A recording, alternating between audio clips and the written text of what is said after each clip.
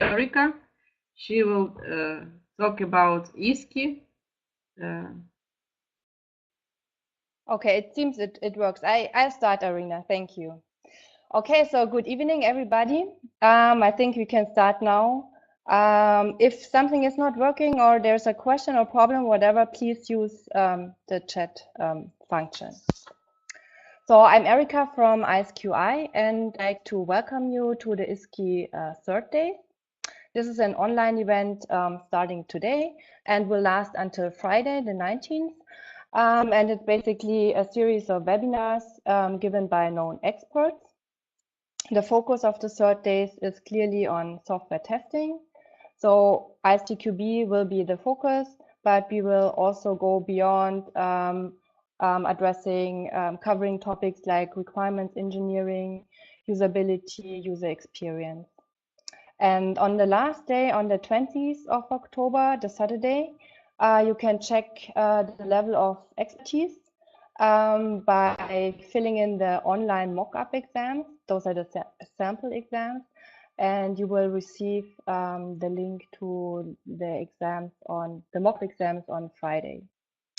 The program and all further information can be seen on our landing page. I'm pretty sure you already had a look to it and registered there. We just added FAQs there, so please make sure and check for important information there on how you can book an exam with us and what options for exams there are, etc. Also prices. I think we already collected a lot of helpful information there. So yeah, so this is the second time that we do the CertDays. And it was a big success last year with really good feedback, a lot of participants, and we would like to repeat this success this year together with you. Oh, sorry, I forgot to. So now I'm at the third slide, sorry. Yeah, a couple of words regarding the International Software Quality Institute itself before we start with our expert talks. So we are a leading provider of certification examinations all over the world, and we offer the entire ISTQB exam portfolio, but many more in addition. So as I mentioned, requirements engineering, usability, also software product management, Agile products, many more. So please go to our website and explore the entire portfolio. There are different options in taking exams with us. So as I said, please go to the FAQs to have a full overview. But for the Ukraine, I can say that our public exam sessions are very popular. So we have one or sometimes twice a month public exam sessions in Kiev. But also the plan is to go for other cities like Lviv and Dnipro. I'm not sure whether I pronounced it correctly, but you guys will understand. And yeah, so we collaborate with many boards, and the USQB is the one in Ukraine. And also we collaborate with many accredited training providers all over the world. So CodeSpace is one of those, and I would give them a special thank you because it's now the second time in a row that we do the CertDays in collaboration together with them. So they are a very important special partner for us in the Ukraine. They are a training provider accredited for ISTQB and IREB. And with regard to IREB, they provide the foundation level training.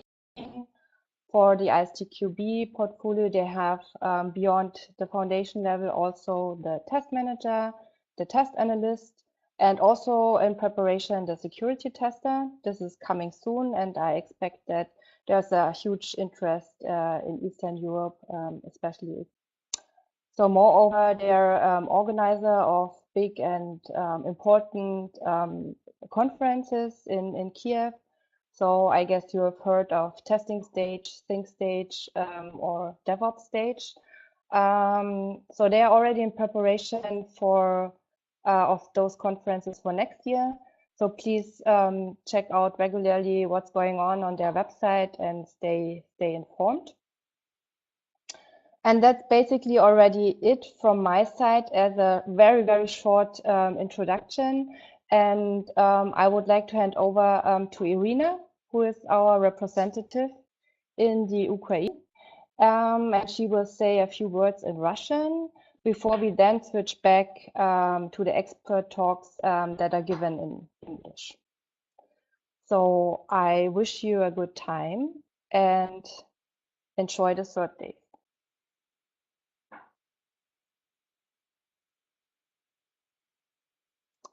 So Irina, you can take over here. Okay, I need to... Hello. Добрый день, меня зовут Ирина, я являюсь официальным представителем iSQI в Украине. Сегодня я буду модерировать уже ставшее ежегодным мероприятие ISQI Certification Days, посвященное сертификациям, которые проводит наша компания. Вас ожидает 4 дня, в течение которых вы сможете узнать максимум информации о различных сертификациях, а также задать все интересующие вас вопросы. Также в конце недели вы получите, всех вас ожидают скидки на сертификацию, а также вы получите скидки на мероприятие, которое проводит наш партнер по тестированию CodeSpace. А теперь я хочу рассказать несколько слов, чем я занимаюсь в качестве представителя iSQI. Я выполняю роль инвалидатора на экзаменах, слежу за тем, чтобы экзамены проходили в соответствии с правилами нашей компании, собираю, в основном это публичные сессии, бумажные экзамены, вот, об этом подробнее вы можете узнать на сайтах.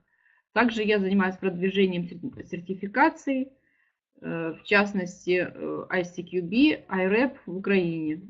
Очень надеюсь на сотрудничество с IT-компаниями в контексте проведения экзаменов для внутренней аттестации сотрудников. Если вам необходимо организовать экзаменационную сессию в компании или выбрать какой-либо тренинговый центр сертифицированный для подготовки к сертификации, можете обращаться ко мне. Я всегда открыта для предложений о проведении мероприятий, посвященных сертификации. Помогу найти экспертов, которые ответят на все ваши технические вопросы. Готовы участвовать в тематических конференциях, митапах и других ивентах. Мои контакты вы можете увидеть на этом слайде. Здесь есть мой email, я также есть в LinkedIn. Пишите мне, я буду рада ответить на все ваши вопросы и проконсультировать, помочь вам. Наши экзамены проходят в Киеве ежемесячно. Также мы можем с радостью провести экзамены во Львове и в Днепре. В ближайшее время пройдет экзамен во Львове, и вскоре будет первый экзамен в Днепре. Так что присоединяйтесь. Очень рада со всеми вами познакомиться. Буду рада сотрудничеству. Пишите, звоните, оставляйте сообщения. А сейчас будем переходить к нашей экспертной панели. И я рада представить нашего первого спикера. Это Армин Мерцнер. Секундочку, сейчас просто я переключу его. Так что...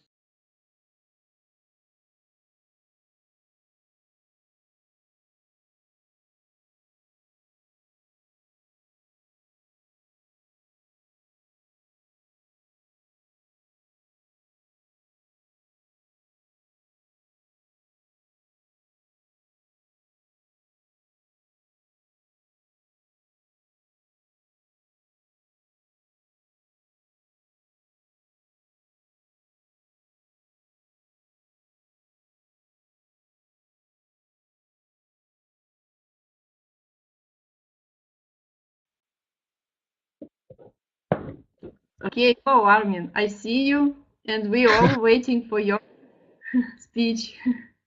First to check, can you also hear me? Yes, I see you, it's okay. Okay, perfect. So thank you, Irina, and good evening also from me to everybody, and a warm welcome to Ukraine here from Germany. Here it's still daylight. I do not know how it is in Ukraine currently. I'm Armin Metzger, the former president, so I'm not 100% correctly announced, currently the executive director of the German testing board, that is one of the leading national member boards of the ISTQB. And it's a pleasure for me to have this opening session to introduce you a little bit in the concept of ISTQB, of who we are, how we work, and what is the content we are working on. And hopefully I can convince you also about why, with all this together, it's a very high quality of personal certification that the certified tester scheme represents. So first of all, I'd like to give you some numbers, because those numbers are quite impressive, and they clearly can show that the certified tester scheme is the #1 scheme for certification of software testers worldwide. So here you see the worldwide numbers derived in the last over 15 years. Currently, we have an excellent growth rate and about 50,000 certifications of the certified tester scheme per year. And you can also see that this is included into a good growth rate. So we do not expect, of course, you can't read the years here, but this is the current year. So we do not expect that we will fail in the next years with this growth. So in total, we, as of December 2017, we have almost 800,000 exams out there, and among them almost 600,000 certificates. So that means December 2017 is the date of the last published numbers. So I'm quite sure that we now have reached the 800,000 exams and the 600,000 certifications out there. You can also see that we cover the whole world. The dark blue regions are the regions in the world where ISTQB with its national and member boards are represented. So you almost see no white space. Okay, Greenland you have here. I would say maybe next year we will also go to Greenland. And this figure here shows a little bit that also in Asia, but especially also in Europe, with a partition of 1/3 or more than 1/3 of the certificates issued here is an important region for the ISTQB and for the certified tester scheme, or the other way around. In Europe, this scheme is very important. So just to finish these numbers with one conclusion. Currently, we are the #3 of IT certification schemes worldwide, of neutral IT or independent IT certificates worldwide. Of course, maybe to give you some names, HP or Microsoft has more out there, but the neutral certificates, we are almost leading. We are the #3 after ITIL. So this also is reflected, and we proved that in a survey we conducted in 2016 and 2017, with the impression that the people out there have about the scheme. They consider that the maturity level of software testing and the software testing certification mark has increased with the certified tester, and that is based on the fact that you now have something like a more clearer, a more targeted way to deploy career paths for the development of the testing skills in your company and for yourself. And that also is an important fact in supplier-customer relations. So give you some explanation. I also have worked over 15 years for a service provider for testing projects.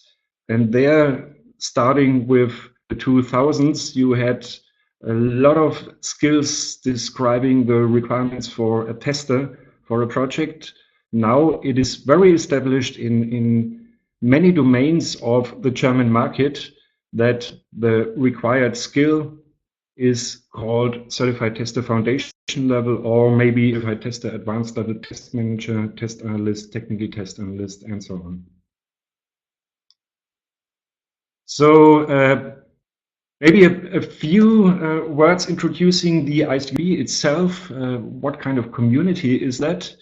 The ISTQB was founded in 2002, so we have quite kind of a history and quite kind of an experience that is very important, of experience in developing training schemes.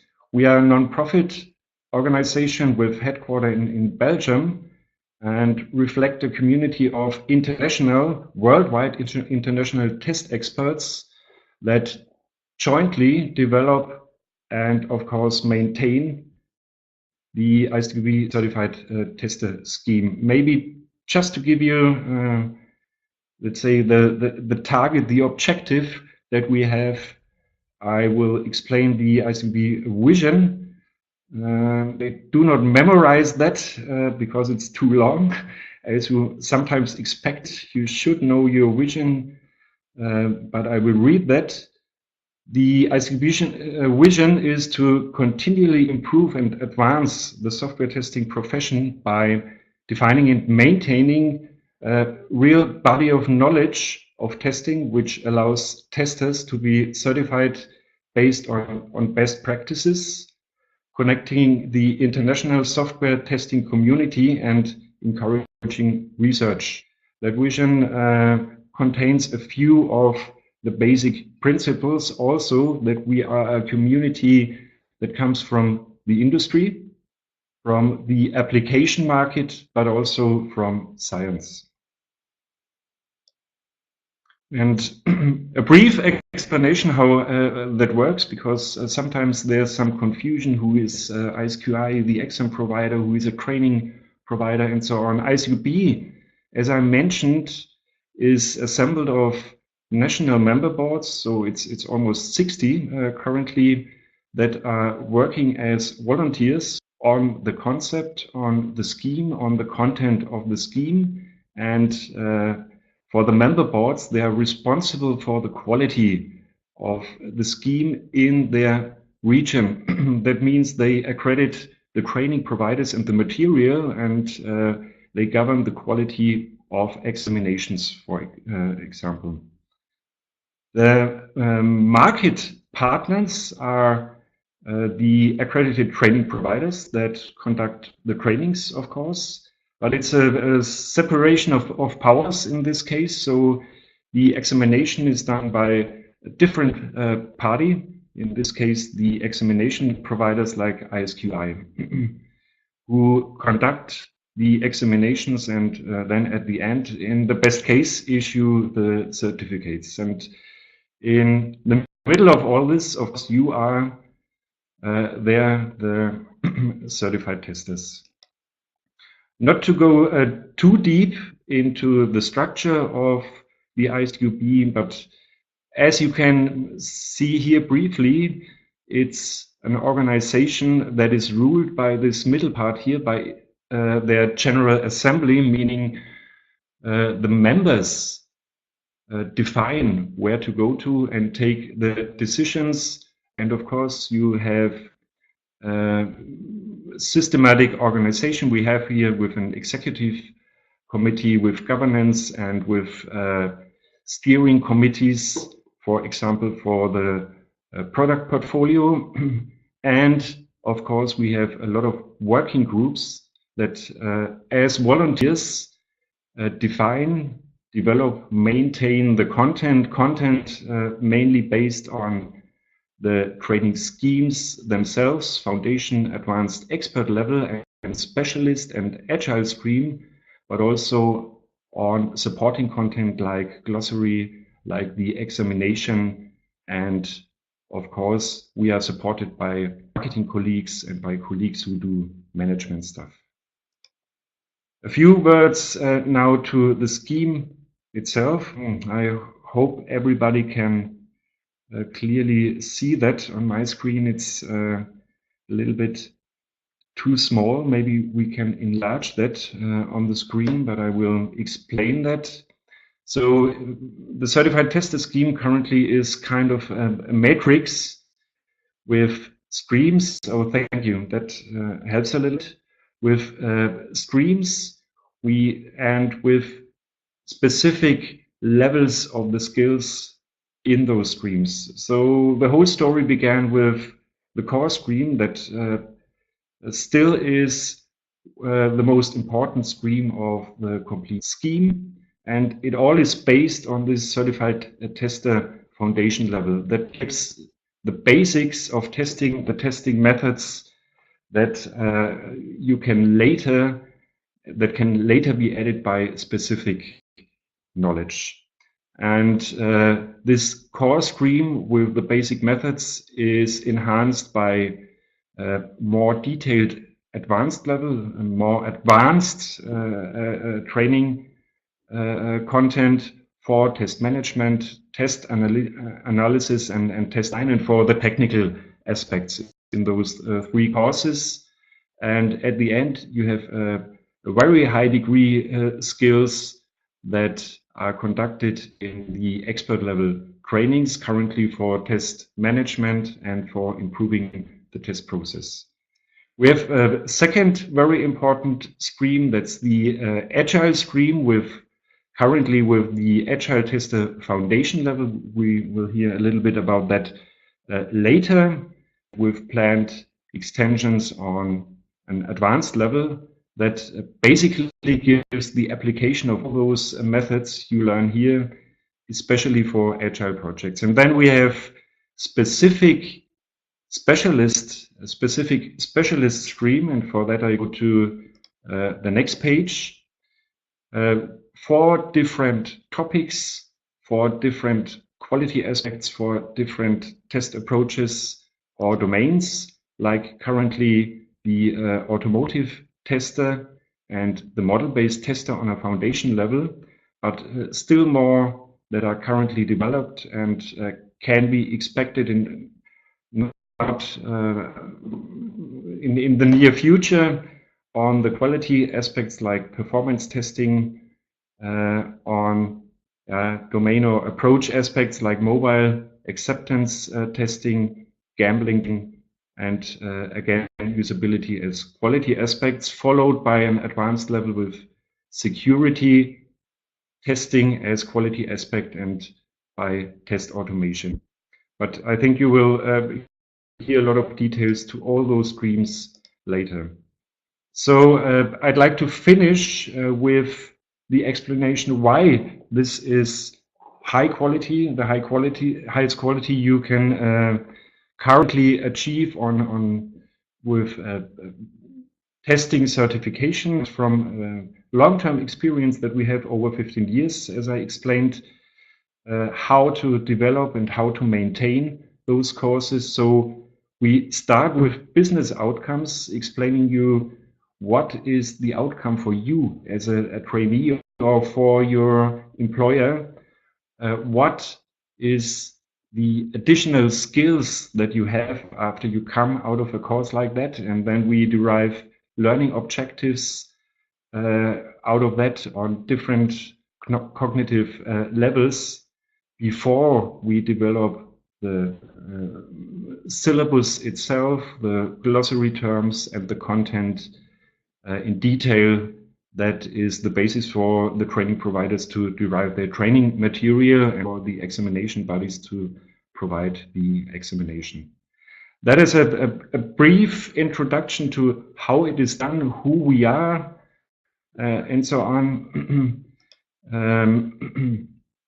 Maybe just an explanation on the examination, because this is an iSQI conference here. So we have foundation and expert level as different examinations, but you do not have to worry about the examination too much. It's multiple choice, typically 50 to 60 questions, 60 minutes to 120 minutes. So it's absolutely feasible to achieve your certification after a training course. A little bit different is on the expert level, but that's really a high-end level. Okay, so thank you for that meeting. I do not know if we have the time for questions. Otherwise, I would pass back to Irina. Now we'll have, thank you, Armin. We'll come back to you after the next speech. And now we shall.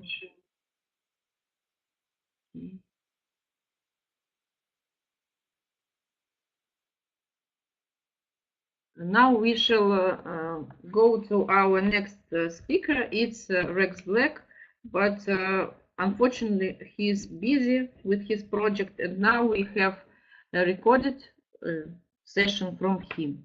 So cheers to Rex Black.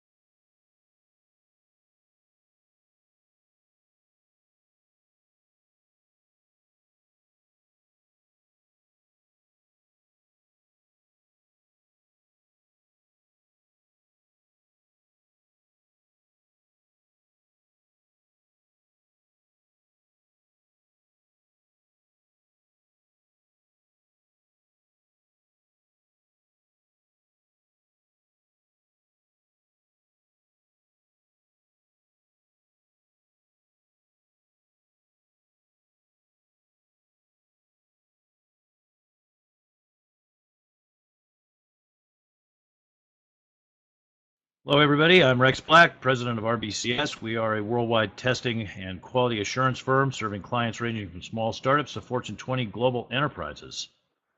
Since 1994, we've delivered insight and confidence to hundreds of clients around the world. I'm the author of many books on software testing, as well as being the past president of the ISTQB. Relevant to this particular presentation, I was the project manager and technical editor of the ISTQB Foundation 2018 Syllabus project. And in this brief webinar, I'm going to give you some insights into what that new version of the syllabus is going to do for you and what it brings you. Now, as you probably know, the Foundation Syllabus is the entry path into the ISTQB Certified Tester Scheme. You see the roadmap shown here on the right side of the slide. So this is where to start your career as a professional tester. It's through the CTFL, or Certified Tester Foundation level certification.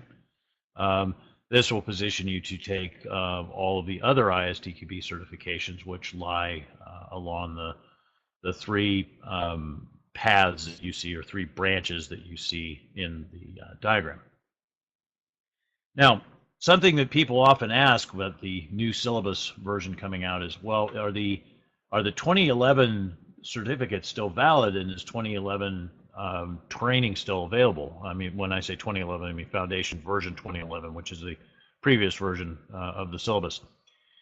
Yes, there is a grandfathering that exists for the certificate. So if you have already obtained your certificate using a 2011 or even an earlier version of the syllabus, that is still valid. There is a sunset period ongoing right now. So if you want to take the 2011 exam and want to take 2011 training, you still could.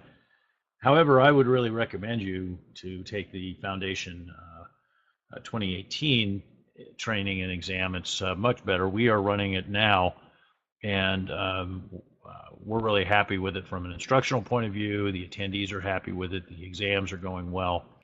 So we believe that it's really the time to switch is now. The syllabus is similar, as you'll see. So if you have gotten 2011 training and you're wondering, well, can I take the 2018 exam? You certainly can. What you would probably want to do is simply read the new syllabus and study the updated glossary terms, and that would be sufficient to position you for taking the 2018 certification. And it really is a much better syllabus, and greatly improved. So I definitely encourage that, even though the 2011 training and exams are still live for some period.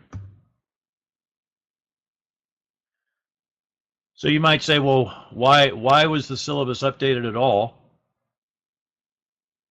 Well, we were getting feedback. Certainly, we as a training provider, RBCS as a training provider, were getting feedback that some of it was a little creaky, a little old. The best practices, of course, remain the same, but the software testing has had to adapt to new technologies and new ways of developing software, and really needed to take that into account to illustrate the syllabus with examples that were a little more up to date, and also, honestly, a little less IT centric. When I say IT centric, I mean the older syllabus, when you read it, might have kind of sounded like it was targeting people who work in building custom applications for data centers. Of course, that's still important, but there's a lot of other stuff that goes on. It's Agile development of applications that are used, and, software as a service, and all sorts of Internet of Things developments going on. So we wanted to really make sure that we reflected that in the syllabus, and also we wanted to make it a little more practical, less discussion of theory and more discussion of how that theory plays out in the real world. So I think you'll see that when you read the new syllabus. It's tighter, cleaner, more relevant, same basic concepts there, just a much better, more modern presentation of them. Now, speaking of Agile, we have included in the new version of the syllabus a lot of discussion of DevOps and Agile and so forth, and you'll see that in there. Now, that said, the foundation syllabus is generic in that it is not targeted for a specific development method. Now, there is a Agile track that is being built out, and I'm the Agile Working Group chair. So that's certainly something that, if you are involved in Agile testing, I encourage you to follow that track as well. Now, something that sometimes comes up with respect to the foundation syllabus is, well, I'm not a tester. I don't have the word tester in my title, or I don't get paid to test. I do mostly development, but I do some amount of testing. Should I get this certification? And I'd say, yeah, definitely. If you're at all involved in software development, the foundation certification is something that you will find interesting.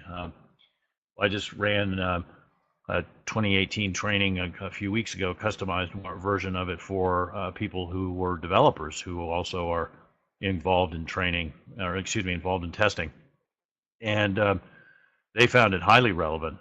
So, I'd say this is not just for testers; it's really for all sorts of members of the development team.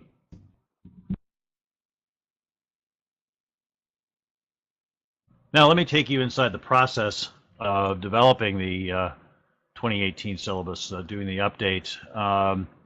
So we had a working group. That's the way that the ISTQB works. So there's a foundation working group, and led by a chair and vice chair, surrounded by a set of volunteers who are helping to update the syllabus.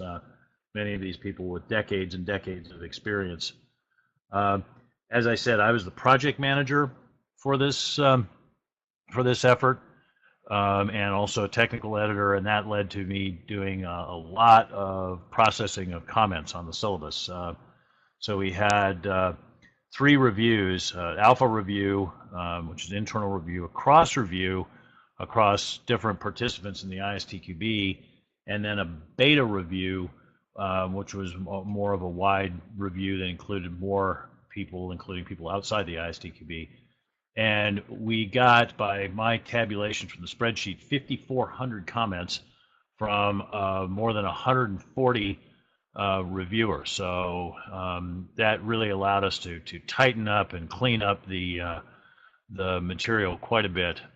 So, greatly improved thanks to all those reviews. Another aspect of tightening up the syllabus was adjusting the time allocations. The 2011 version of the syllabus, the timings, to be completely frank about it, were just made up. Not made up like totally fictitious, but there was no methodology used to determine the time. It was just somebody looked at it and said, well, we should spend about X number of minutes on that section. Now, over the years, and that's for historical reasons. That's because the syllabus has been around without major timing adjustments for over a decade. In that intervening period, we in the ISTQB had developed a way of calculating timings based on learning objectives that turned out to be quite accurate. So we applied that to come up with the chapter time allocations. We think that the time allocations now are much more realistic than what was true in the 2011 version. Now, I mentioned the cross review. To go back to that for a minute, the cross review was something that we very much wanted to do and really have needed to do for years to ensure that the foundation syllabus and all of the other syllabi, ISTQB syllabi, are aligned and consistent in terms of terminology, in terms of methods that are specified, and so forth. So we did that. That was a major effort. The number of hours spent doing that were really kind of it'd be, if you were to be involved in that, you'd be amazed at how difficult that is to get out every last inconsistency and misalignment that can exist between multiple documents that have been developed over time. They get really burrowed in there, and you have to look closely to find them. But we did get those all fixed, and we think that the alignment is quite good now. The only issues that still remain with respect to, say, the foundation versus the advanced are due to be resolved as part of the advanced syllabus update, the next advanced syllabus update. So those will all be taken care of. What we put together when they did the update was a full package. It came out in June. The 4th of June was the official release date. It was done and voted on in May. So that includes the syllabus. It includes an overview that specifies the business outcomes, kind of value that you can expect to receive from taking the training and the exam. There are 2 sample exams, and a third is in progress right now. So there'll be a whopping 3 sample exams available to support the syllabus, which is great. The exam structure and rules was updated to go with the new syllabus, so that's been rebalanced, and we think provides a better focus on the practical aspects. There are accreditation guidelines if you're a training provider. Some rules about what needs to be done. These rules have actually existed for a number of years in the form of a general accreditation process, but we've now made it explicit that they apply for the foundation. So every K2 and K3 learning objective defined in the syllabus must be illustrated with an example And every K3 learning objective must have a exercise, hands-on exercise that has to be done in class, and the solution demonstrated by the instructor to the trainees. There has to be a debrief process in class. So again, the idea is to make this practical through illustration via examples and also through exercises. Localization is in progress at this point. Some translations of the syllabus are underway. So if you are looking for, say, a Spanish version, I believe those will be out shortly.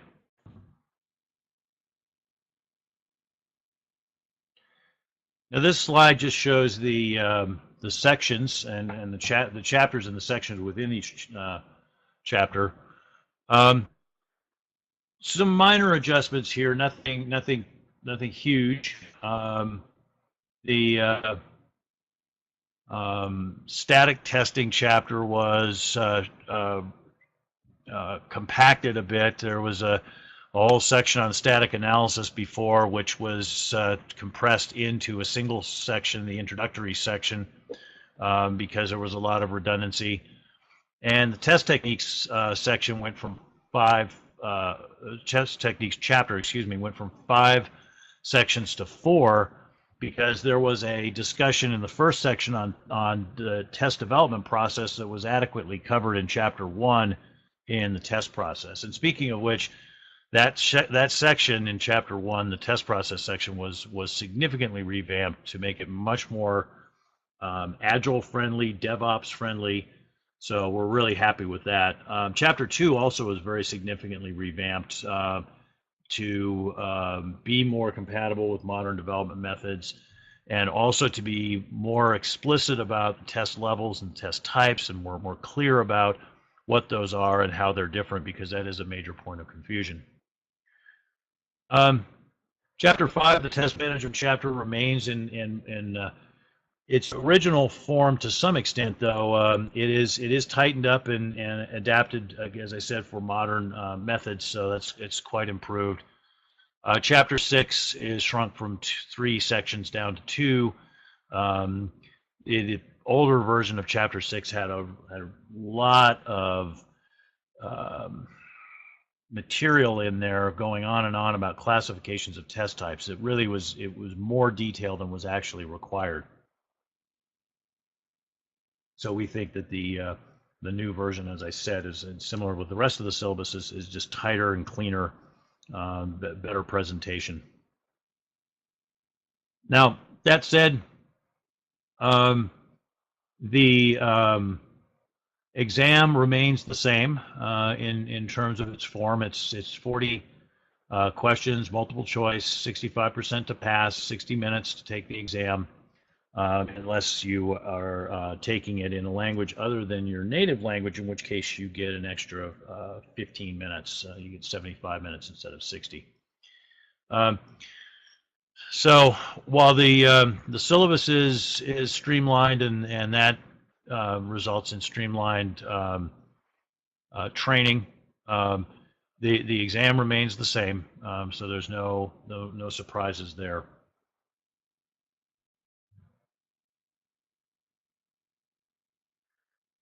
So to get a little more specific about the content changes that occurred in syllabus, as I said before, we brought it up to date.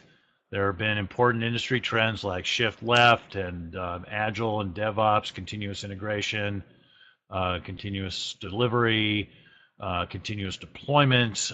These are all things that have a major intersection with testing and how testing is done. So we wanted to make sure that we acknowledge that, but also made it clear that again, the best practices remain, and show how those best practices apply in the context of these newer methods and also newer technologies. There were some references in the old syllabus to some standards that are obsolete or have been withdrawn by the various standards committees. So we tightened that up to the references are now to the more current relevant versions of the standards if that's something that's important in your organization. As I said, the various little inconsistencies, both internal and cross-syllabus and with the glossary, have all been resolved. The tremendous amount of effort was put into polishing that to get those out, and I'm quite happy with the result. Also, as I mentioned, the test process has now been updated so that it is not as prescriptive. It's more flexible, easier to adapt to different scenarios, easier to fit into iterative life cycles and prototyping life cycles and so forth. In Chapter 2, the discussion of test levels and test types has been clarified. As I mentioned before, that's always been a major point of confusion for people. What's the difference between test type and the test level? And it's still, I run into that all the time out in the industry. People get those things confused, and that results in certain tests not being run until much later than they could be, which is, of course, not desirable. When in a shift left kind of world, we want the tests run as early as possible, not later. The static testing chapter, Chapter 3, as I said, was streamlined and compressed a bit. But at the same time, we also made it more practical by adding an exercise.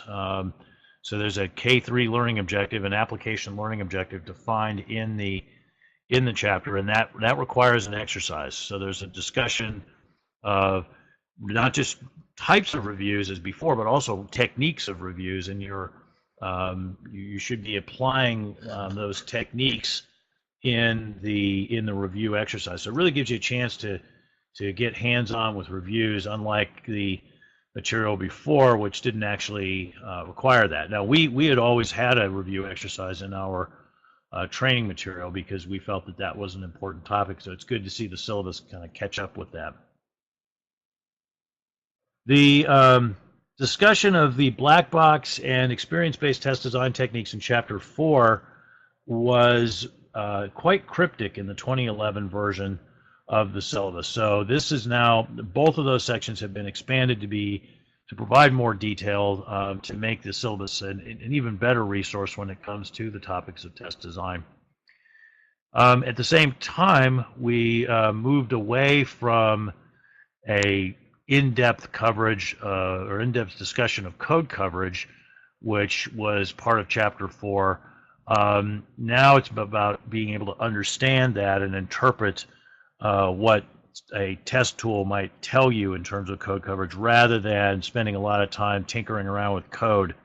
What we found was that's not something that most testers need to be hands-on with. Now, some training providers, certainly we do offer this, will have optional material that can be used to get into the hands-on discussion about white box code coverage. So that's something that you, if you need that covered in your training because your audience is quite technical, you may want to ask your training provider about that.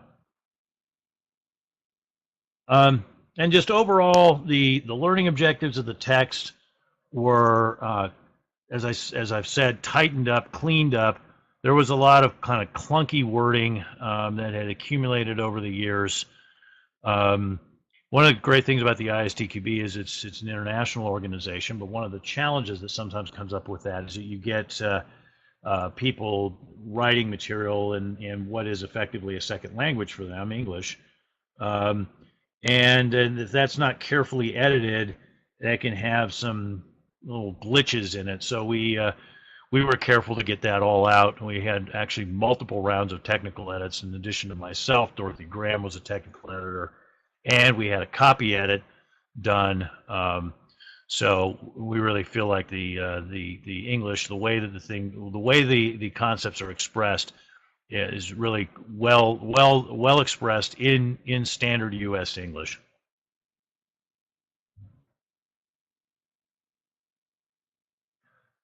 Okay, so some important dates here. ISTQB has the 2011 and 2018 exams in both English and Spanish. And we, RBCS, have done our course updates, and it was accredited in the beginning of August. We had the course updates all done in July, and the accreditation was completed in early August. We are running that course now, and we're offering the ISTQB exams with it, and we're quite happy with the results. So again, I would strongly encourage you to go with 2018 foundation training and 2018 foundation exams.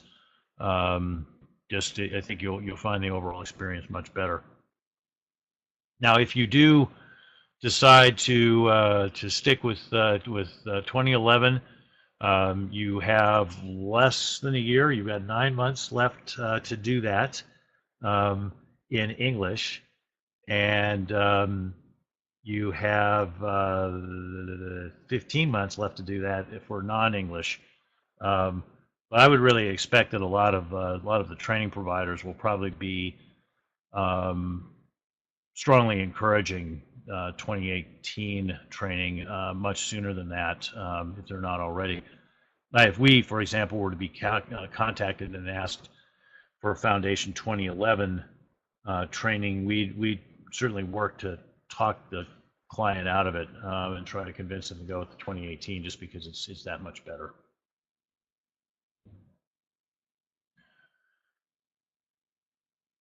And we have some contact information here, how to get in touch with ISTQB. You see the RBCS contact information up there, www.rbcs-us.com. Certainly be happy to hear from friends in Ukraine or around the world for training. We offer e-learning, and we offer virtual classes. Our virtual classes are available in 2018 version now. The e-learning is currently being updated to the 2018 version. We expect to have that done by the end of December. Also, some links shown here for some of the 2018 resources that I mentioned. Certainly the syllabus and the glossary are things to look at if you're a candidate. If you're a training provider, then they make sure that you download and follow the accreditation guidelines to produce the highest quality, most practical training course possible. So thank you.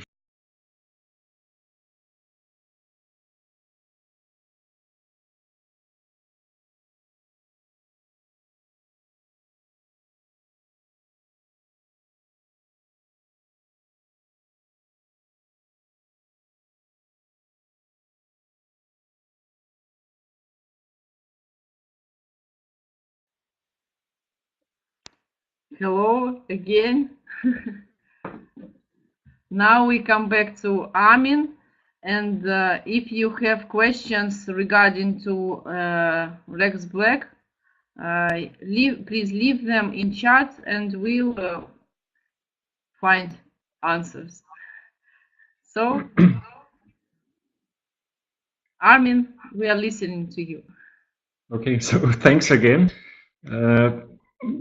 Maybe let me start with, we have seen now what the Certified Tester Foundation level provides as basic skill setup for a tester regarding the methods, regarding approaches, and so on. That's a good basis, and I would tell you a little bit about the Agile Tester Foundation level. That simply is the application of all that you have learned in the Certified Tester Foundation level module itself in an Agile environment. So maybe a few words to the Agile approach and why we additionally to the Certified Tester Foundation level we need an Agile Tester Foundation level. As most of you will know, the Agile approach currently is more and more dominating the industry. There are different opinions. Some say it's 50%, others say it's 95% of all our projects that are conducted as Agile projects. But anyway, it's quite a major part. So a few years ago, I think it was 7 years ago or 8 years ago, we decided to extend the foundation level by the agile application of the skills in the foundation level, the so-called Agile Tester foundation level in the Certified Tester framework. So just to repeat, what are the agile principles? They are based on this agile manifesto, or not based, but that's an important part that founds the agile approach.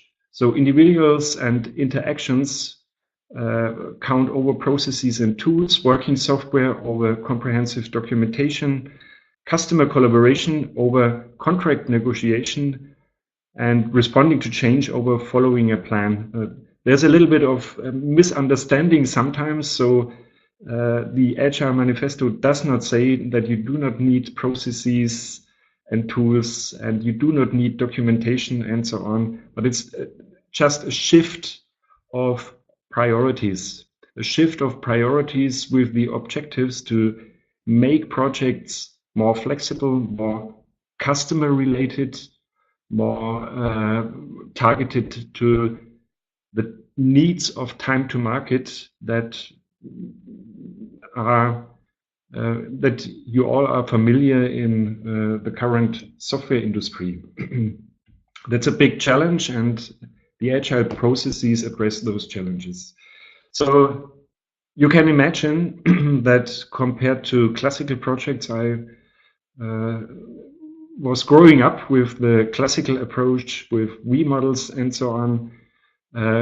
Agile principles have quite some impact, not only on the whole development process, but of course also on the testing process, on how to apply testing in those agile projects. So fundamental thing to say here is that agile testing is nothing completely new. There are not completely new principles and methods, but it's a different way of applying principles and methods of testing in an agile project than it is to, let's call it a classical approach, a classical project. So it often differs significantly how to prioritize activities, what kind of activities are focused, and how those activities of testing are integrated to the whole process. You know that there are a few principles coming from the principles of agile testing itself. So you have much narrower time schedules. You have time schedules of weeks rather than of months or even years in classical projects. You have other means of communication, other means of planning. You know, this stand-up meeting is a thing that most of the agile teams are familiar with, and you have to apply risk-based approaches to development and also to testing to manage with these new approaches. So coming to the facts and being a little bit more explicit, what does the Agile Testing certification give you in terms of skills, in terms of an introduction to how to manage all those things that you have to do in Agile projects? So we call that business outcomes. That's a very important thing. I talked about that in the introduction as well. What is the added value of a trainee, for a trainee or for his employer when joining a course like that? So an agile tester, after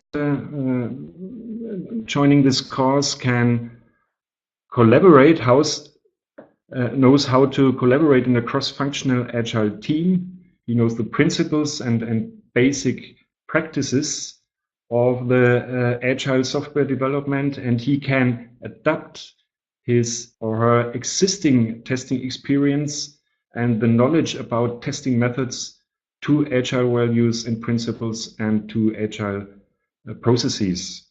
So he is able to support in an agile team the planning related activities. He can apply methods and techniques that have been that he or she has learned in the basic course for testing in an agile project. And of course, a very important thing in agile projects is test automation. That's maybe more important than in agile projects than in classical projects, because of the error schedules, because of the sprints, because of the requirement that after each sprint you have to supply running software. And he can assist the business stakeholders in defining all that is needed to define the test. So the user stories, scenarios, requirements, and acceptance criteria and gates for the project or for the sprint. And additionally, and that is very important, he knows how to the means of communication, or how the means of communication can differ in agile projects. He knows how to effectively communicate in and what channels he can apply specifically in agile projects. So that gives him a common language in the agile team. That's a very important aspect of the certified tester scheme, to establish a common language for the whole team, so the whole team can understand themselves, and you can really communicate in an effective manner about testing activities. You understand established testing concepts, the test process as to be applied in the agile environment, test approaches, and principles that support the test objectives. The topic of designing and prioritizing tests especially and specifically is important for agile projects, because more than in classical projects, you here cannot execute all that you think has to be executed as a test. You have to prioritize, you have to focus yourself on the topics that you selected on a risk-based analysis. And of course, as learning objective, you know how to execute the tests according to the plans and to document. And indeed, also in agile projects, we have documentation, and to document your test results as needed and as appropriate in an agile project. And of course, agility also has a lot with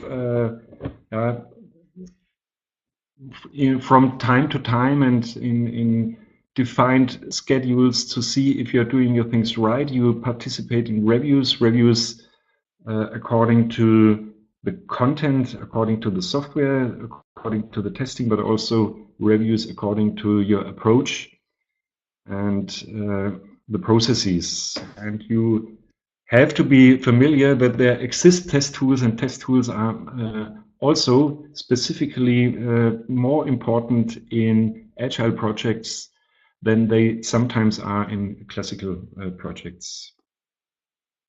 So I give you a brief outline on the content of the Agile Tester Foundation level. It's a threefold content, threefold structure, beginning with the basic part, and that's from my point of view very important to give a real introduction. what is an Agile project, what are Agile processes, the fundamentals of the Agile software development, and the aspects, Agile Manifesto and so on, of Agile approaches. Then coming to the fundamental Agile testing principles, practices, and processes. So beginning with explaining the differences if you come from a classical world, the differences and what is specific for Agile projects, for Agile approaches, going to the status of testing in Agile projects. What do you need? What are the artifacts? What are the methods? And of course, giving a focus to test automation. Again, test automation is very important in the Agile world. Going to the more process-related stuff like roles and skills of a tester, specifically in an Agile team, differing quite a lot from the classical role of tester in a classical project.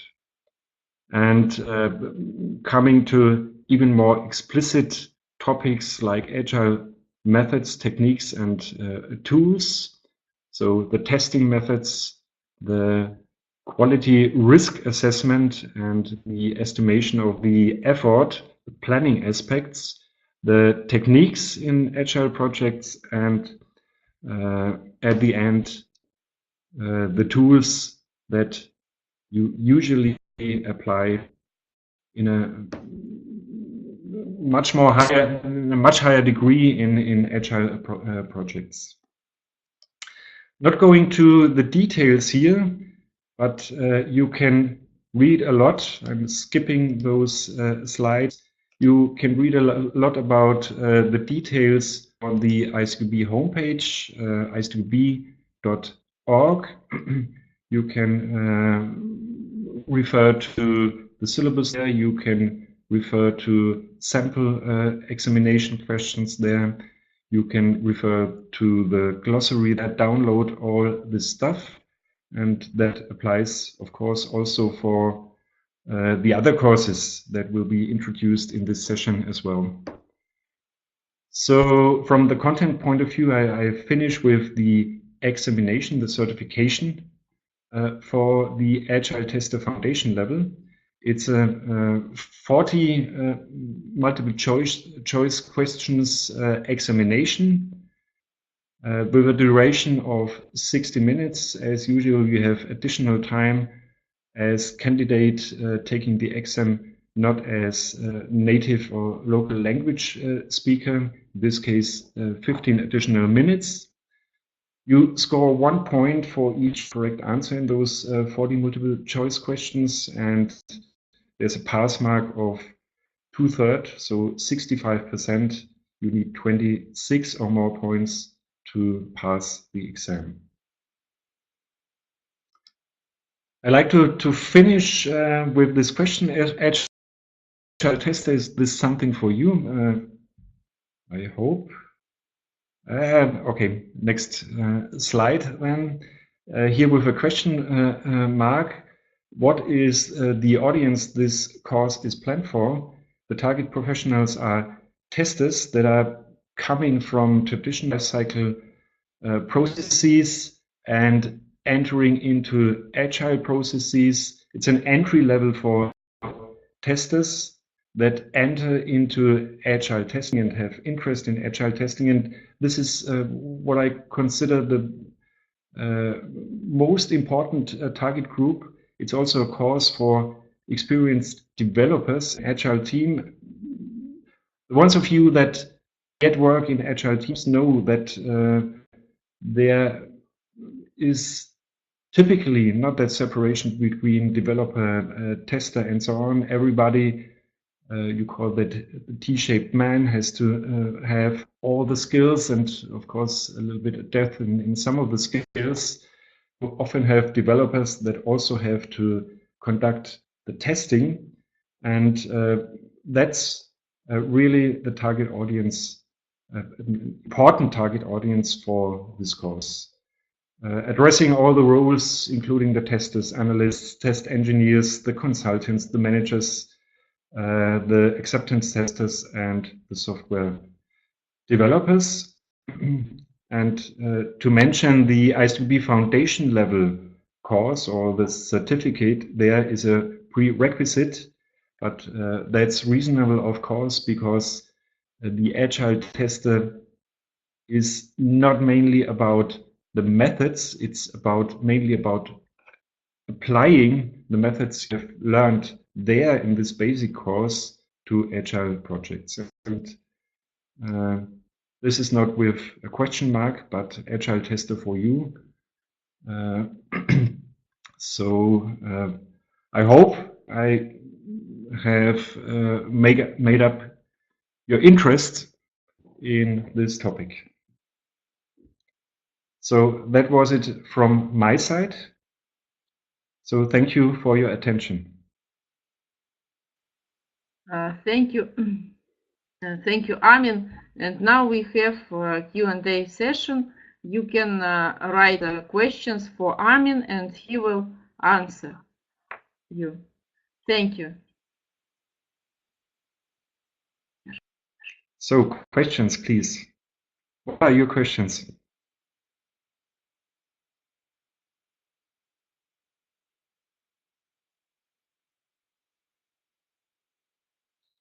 Feel free.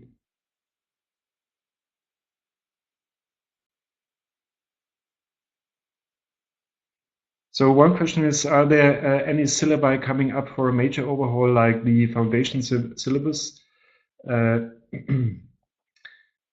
There is a planning about that. Could maybe take some time, but of course, okay, let me explain that another way around. All the courses that you see in the ISTQB certification scheme are maintained. So usually you have time frame of 5 years, 6 years. Then you have reworking of the course, and that's exactly, I think the Agile tester is now in the market for 4 years, something like that. So there will be some update. I would expect that maybe within, let's say, 2 years. Further questions?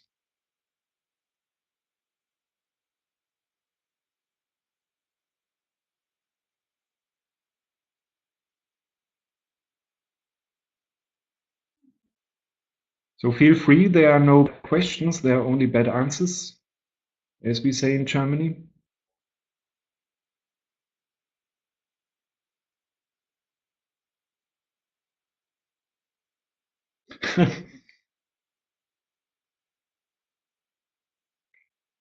Okay, so I see that there are no further questions.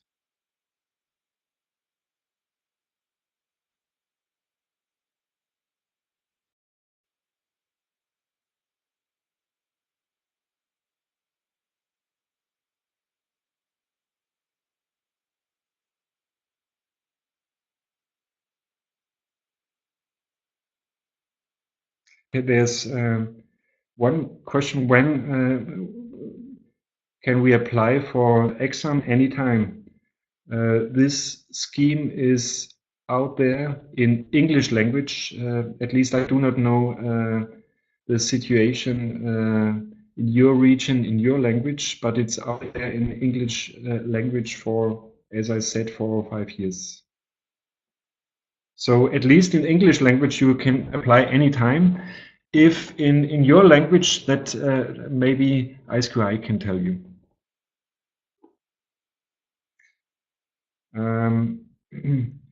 Online, you always have the option to go to examination centers, but if you mean online as sitting at home, so that is how I understood the question. If the examination is online, then that's not the way that is planned in the whole certified tester scheme. So there are no proctored examinations.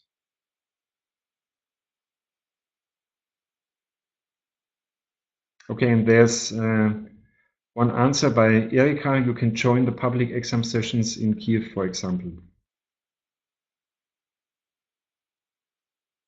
And another questions regarding the planning.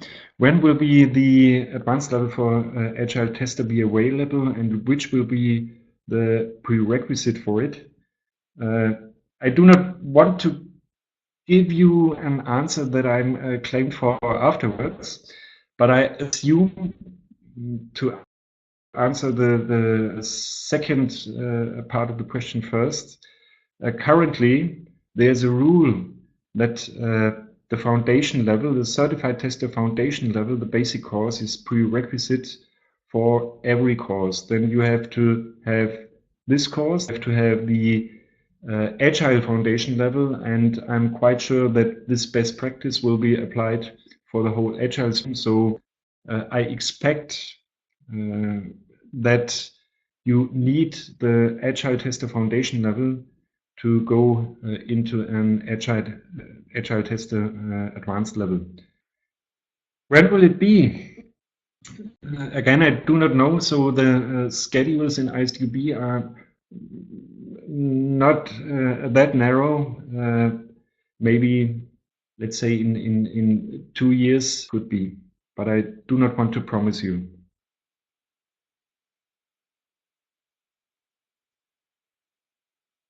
There's a question, how is the exam line? I do not really understand. Maybe you can give me further explanation.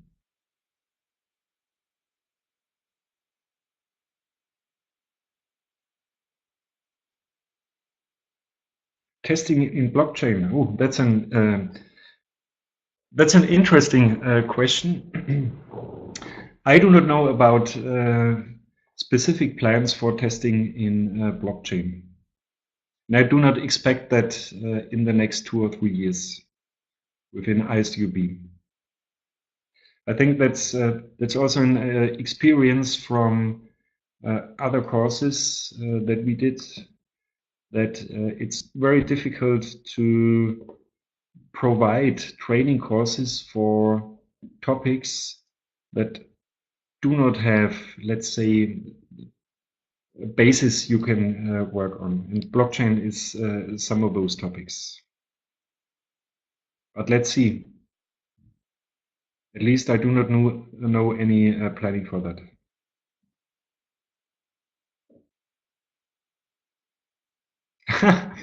Okay, so we can keep in contact.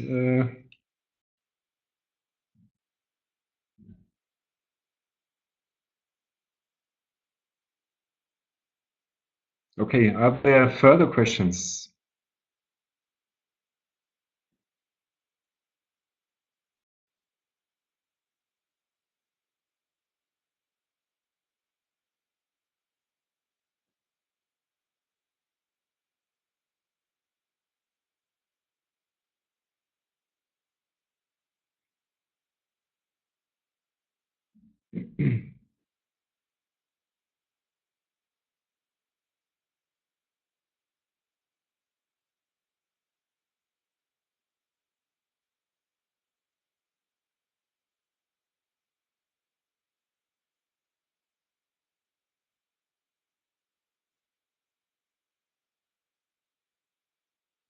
Please, Erika, keep me up to date about coming blockchain certifications as well.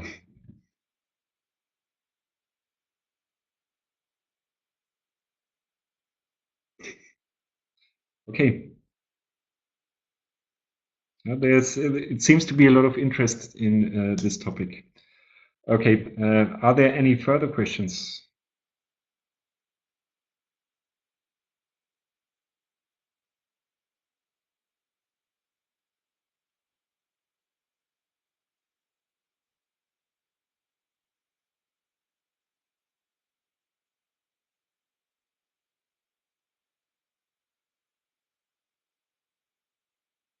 One more is writing.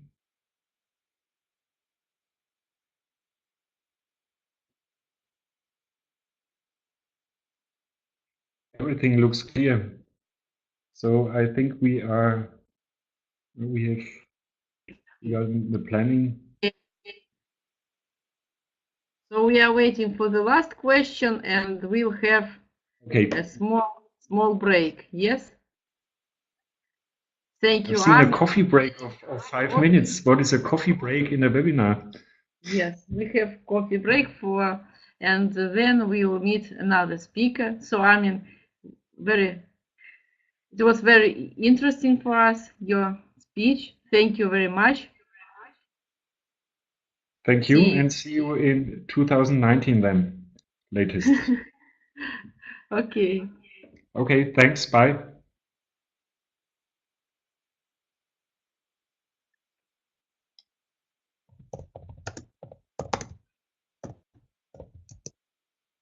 Okay, so have a rest till 9:30,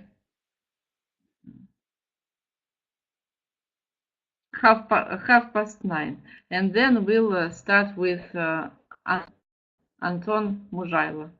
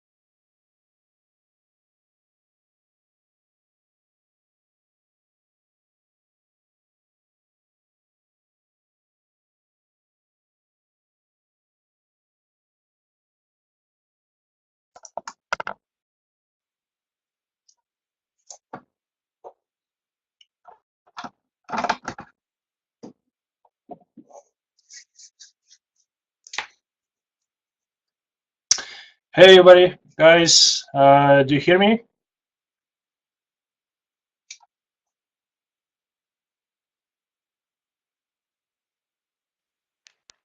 Yes, it's Clear. okay. Okay, good, thank you. So we're about to start, right? Yes, I switch off.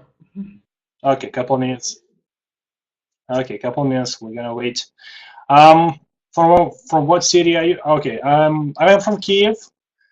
I'll tell more when we start in a minute or two, maybe. As far as I see, Armin went for a coffee. Maybe he'll come back. I don't know. We'll see. So you can just take a look at my face. I don't know. Get ready, not to sleep.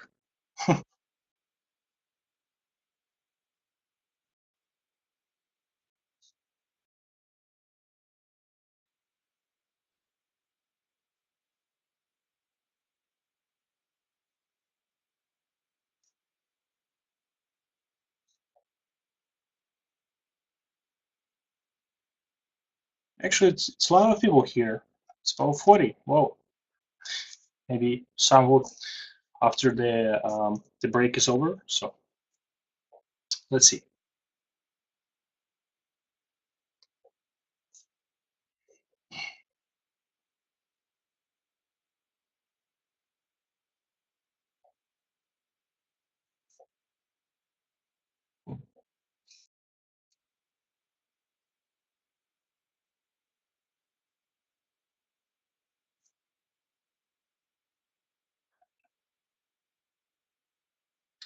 All right, so it's about 8:30.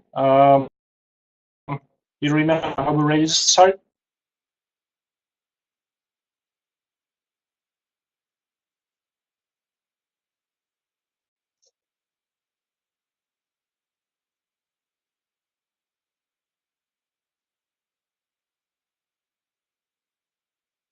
Okay, good. So, hey everybody, my name is Anton, and I'm working on. I do is in automation. So I'm working for Global Logic Ukraine.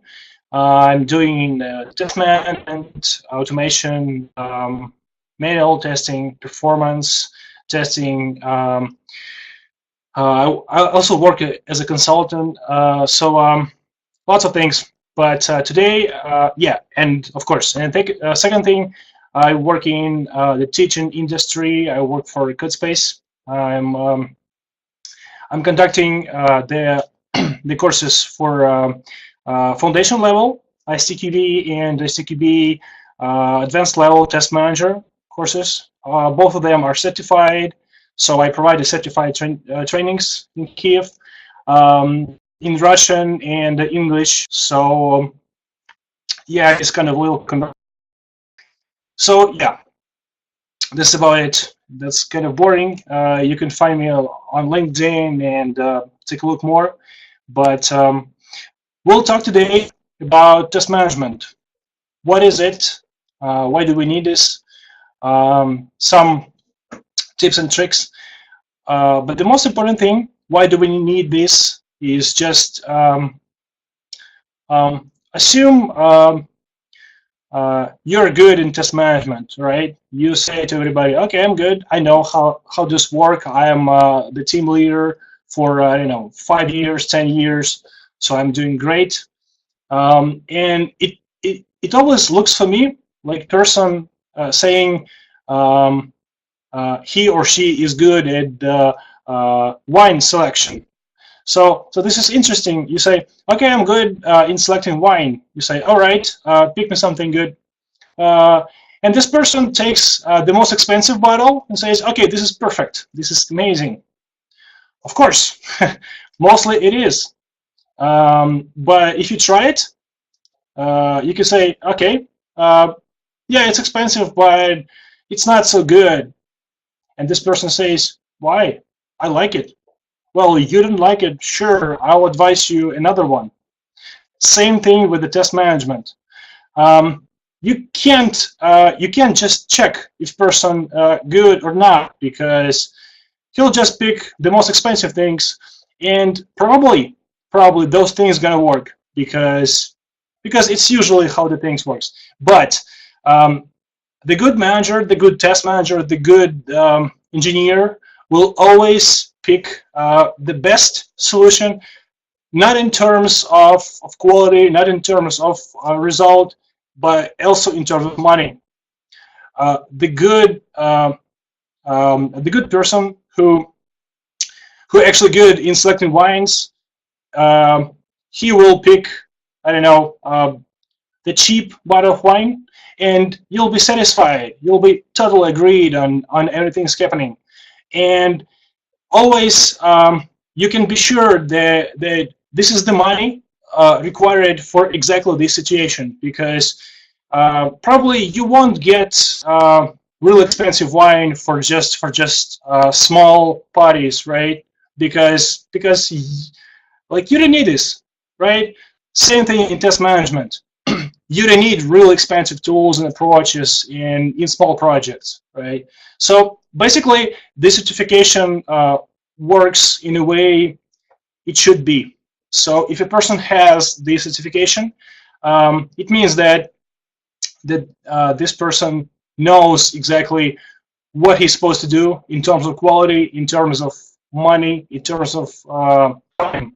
So basically, yes, if you have everything you need, you can just use it. So ISTQB Test Manager mostly focuses on things you need to use in special cases, because we know that every project, every product needs its personal approach.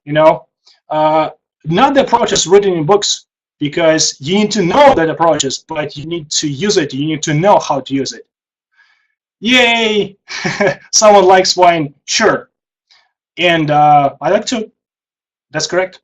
But same things with testing. Everybody likes testing, right? Or not? Developers doesn't like, right? Could be.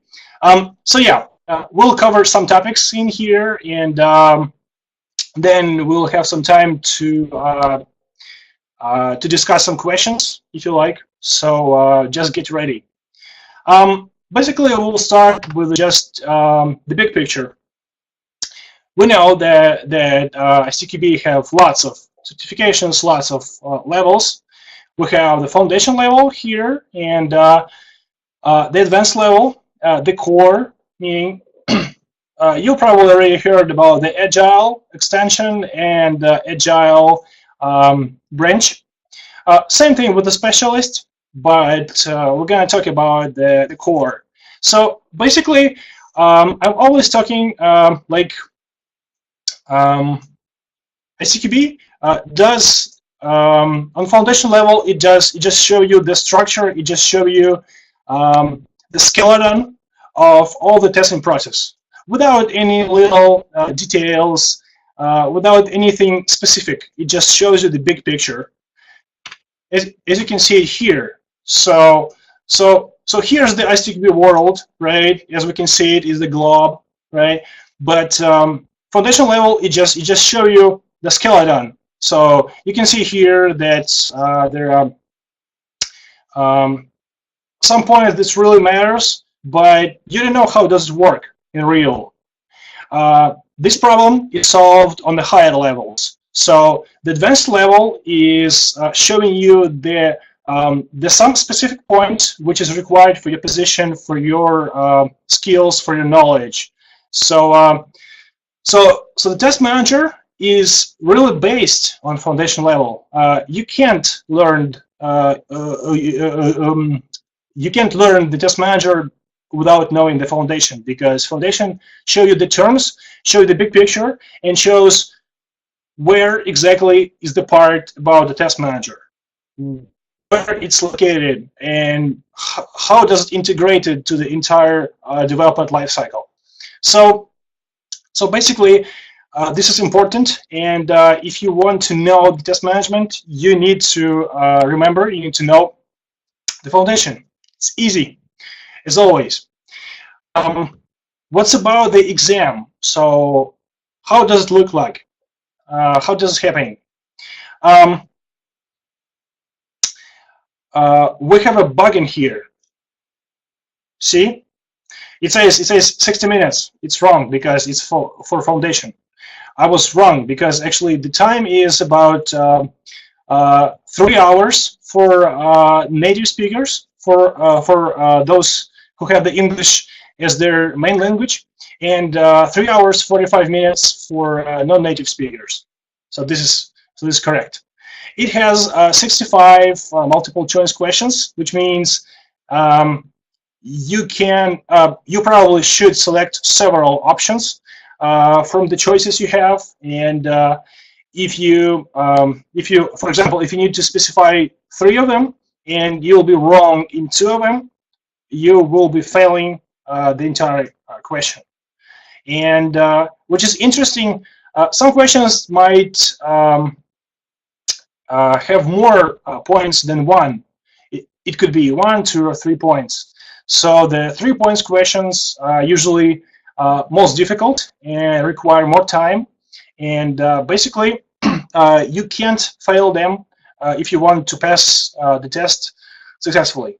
Even if the boundary is 65%, you probably should also know that it's hard to determine. For the foundation level, that's kind of easy. You can just you know that there is 40 points and you need to earn 26.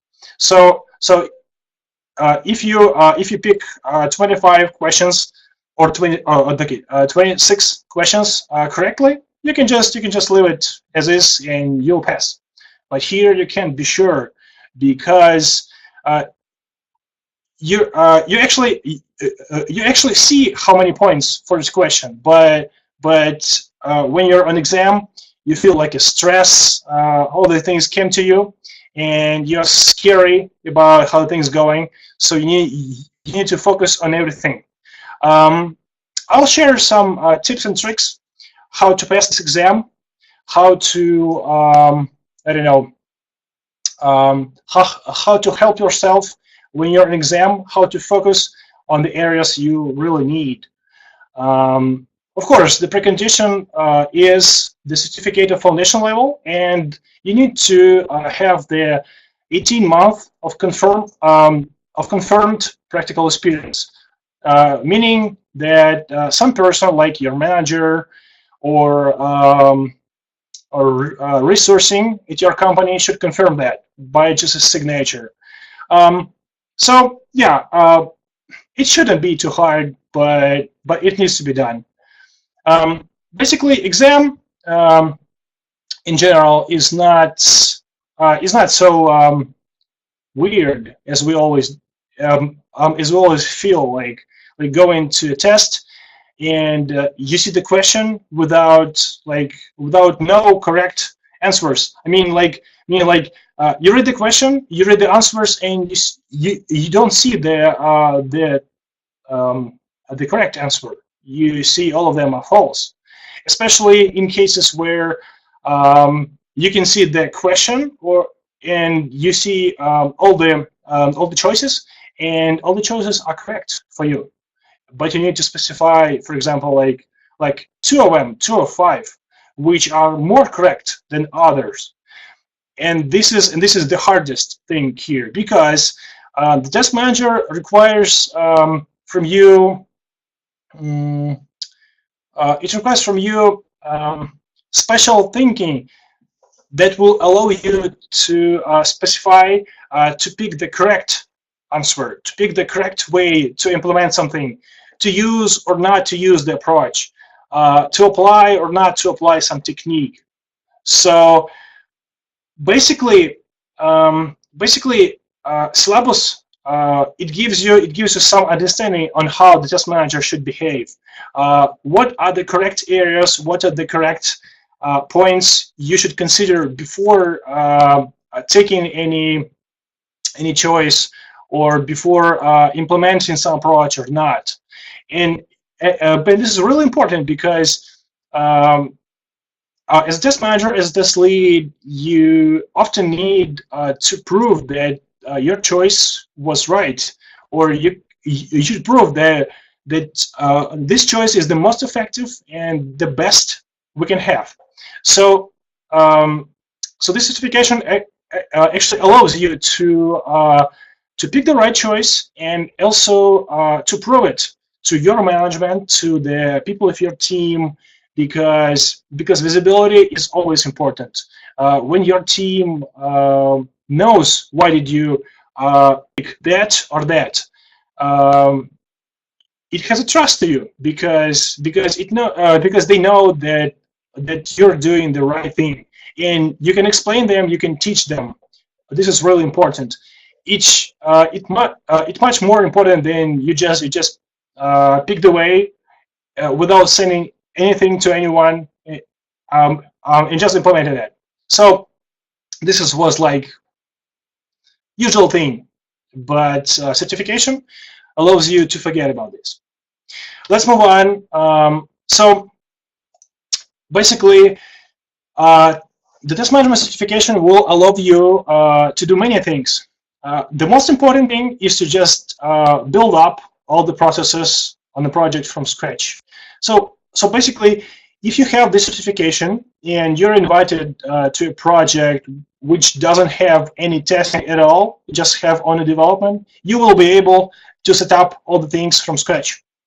Meaning, like, you can build all the test processes from scratch, planning, testing, estimation, whatever you have. So so you know the techniques, you know the approaches, you know how you should behave, how you should think, what you need to consider to be a good manager, and lots of other things.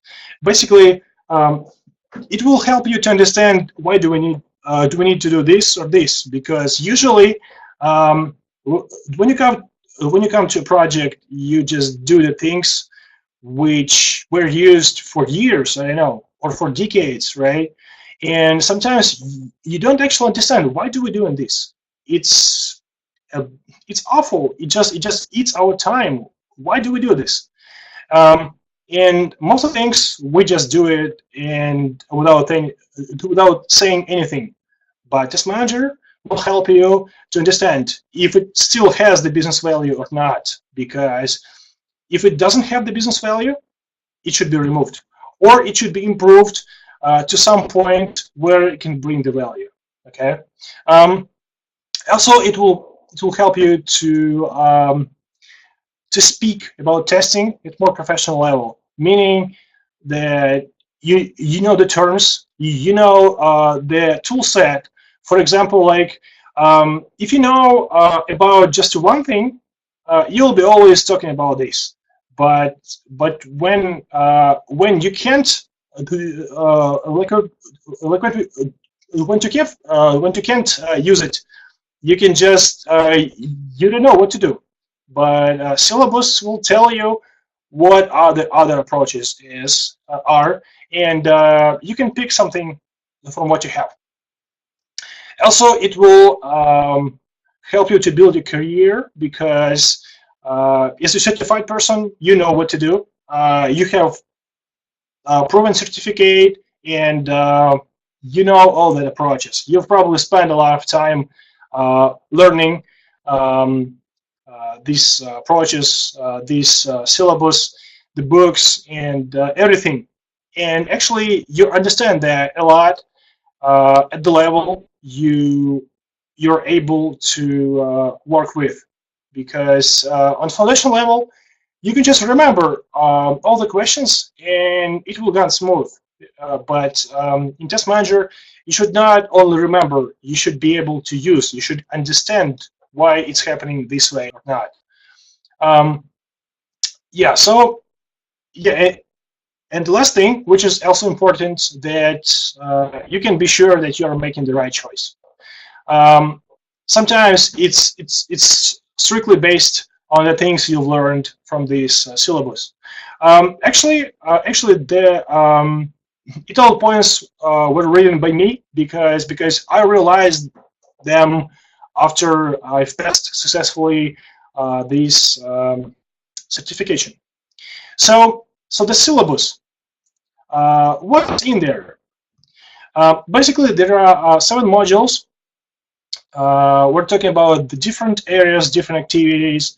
The first thing is the testing process. It basically covers the foundation.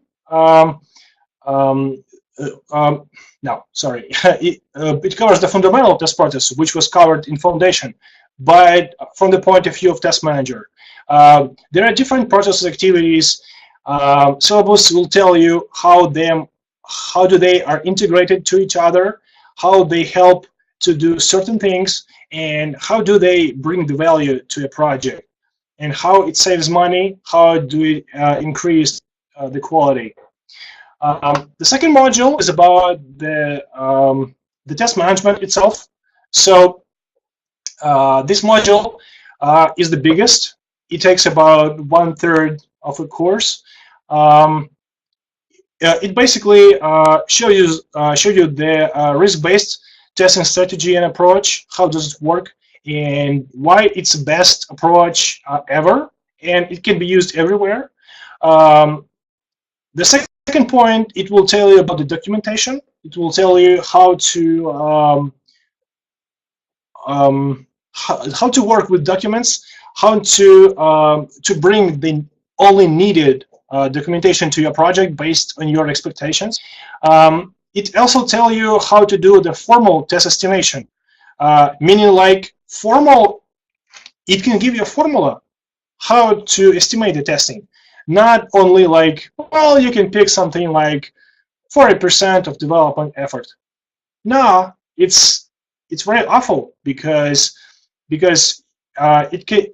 can be twice bigger or twice smaller in real, but you need to plan it with some certain level, and be sure your estimation is correct about something. So yes, the formal estimation techniques, the test metrics, the process, how metrics are used, because sometimes test metrics are not effective.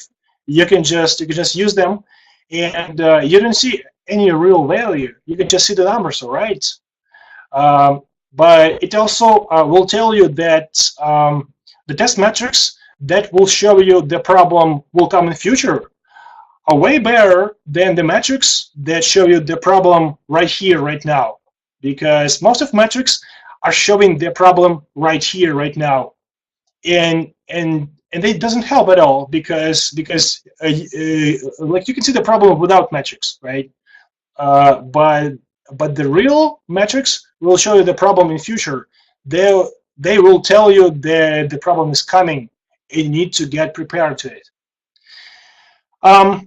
Also, that will show you the business value of testing in general, how to express testing in terms of quality, like why do we spend the money on testing, and how do it prevent the defects, how it saves your money, how it saves your time, your I don't know, your effort, your customers, how it makes them happy, how it makes your project successful. There are also a couple of chapters for the different testing teams. For example, for distributed, outsourced, and need-source testing, how to manage the teams which are working in all over the world, actually. How to communicate better, how to establish some standards, something you have. And also how to manage the standards. They are really applicable in testing too. The reviews. Basically, the 2 different review types are added, like management reviews and audits, to the 4 types being discussed on foundation.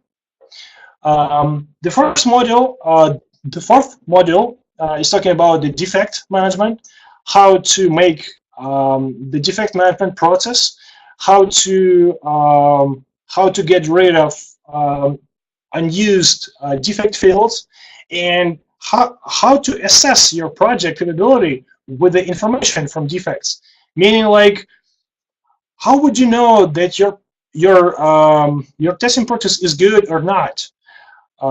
Defect report information will show you that, and this case is described in Syllabus 2. The fifth module is my favorite. It's about the test process improvement. Really good. I've never heard about that before at all. Meaning, like, before the syllabus, I was not really thinking there is a way to improve the process in formal way. But here is a lot of test process improvement modules described, and you can pick any formal model that will show you how to improve without any noise, without any shell, without any something. Like, it just show you what you need to do to make your process better. And actually, it's really visible. It brings you lots of metrics.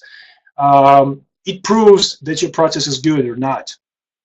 The sixth module is about the test tool automation, how to pick the tools, how to do the automation in your project, how to introduce the tool to a project, and how to get rid of it without any risks. And the last module is about people skills. That will teach you how to work with people, how to make a team, exactly team. Meaning, like, this team will show you how to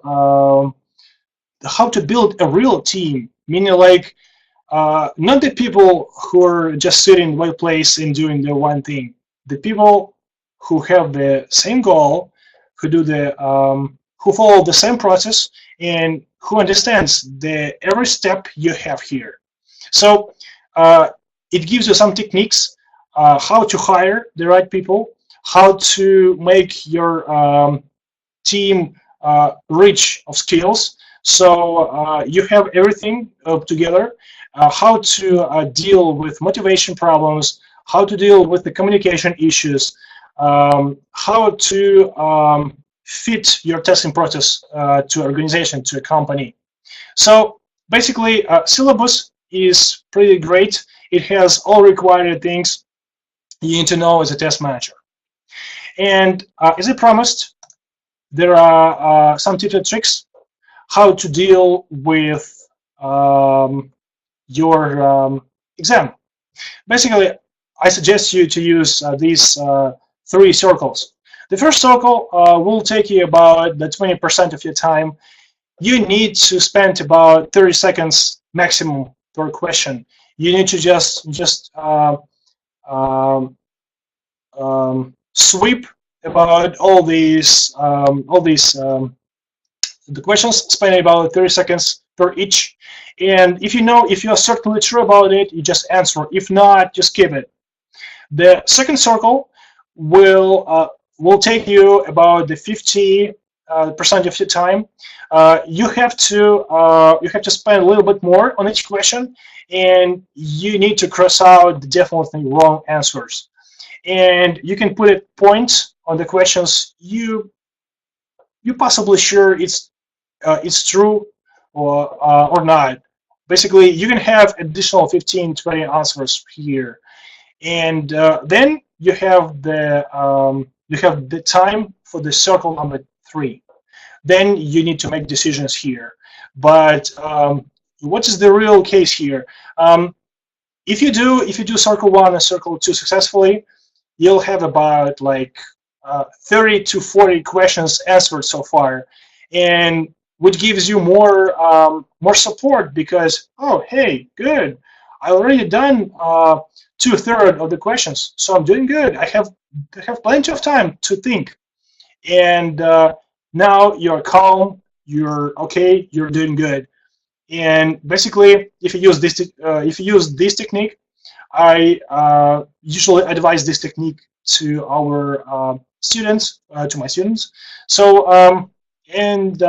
only one failed so far. I remember the name, and I won't forget it. that's all I have for today. If you have any questions, I'd like to hear them right now. And also, there will be a 50 minutes Q&A session in about 30 minutes. So you can ask then, or you can ask now. We have a couple of minutes left. So feel free. All right.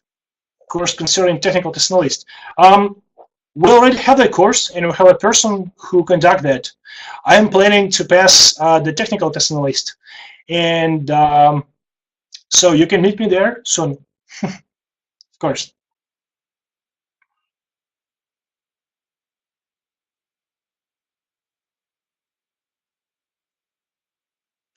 All right, no questions so far, right? Okay, defect report info, how you can create it. This information actually is created by test engineers. Test engineers will report the defects, and then in the defect management system, you can get that information for your future activities. For example, you can use the component tag to do a defect clustering information, so you can be sure what components are the most buggy and where are the most defects. And you can use this information for future, because you'll be estimating the testing for another cycle or for another release. And you probably know that for the past 2 releases, this component and this component were awful. And you make them like primary. You focus them on your first testing. So you spend more testing for exactly those components. But just for example, there are lots of ways how you can use the defect information for your metrics, for your planning, estimation, risks. This is the way.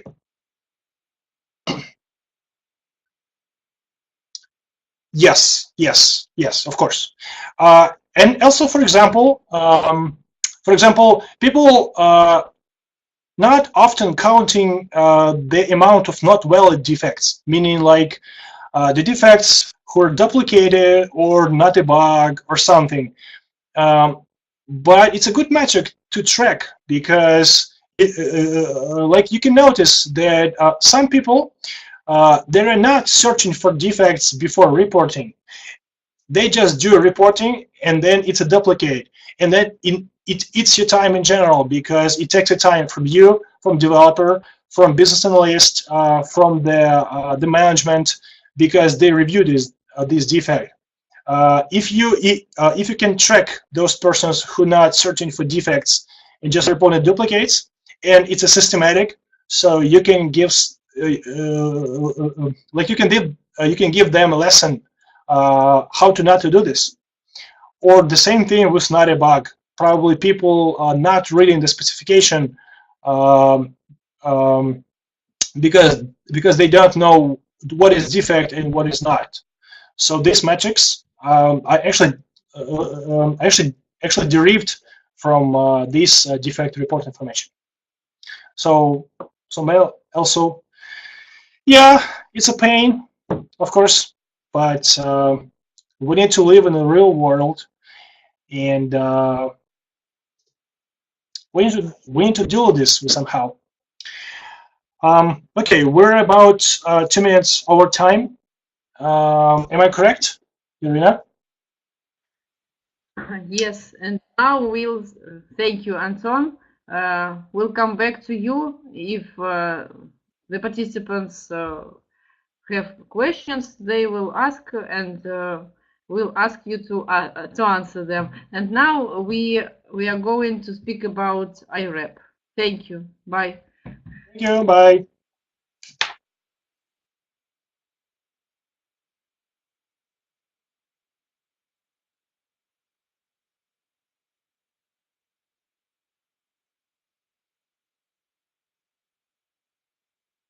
Now we are waiting for our the last speaker who is going to speak about IREB. Hello.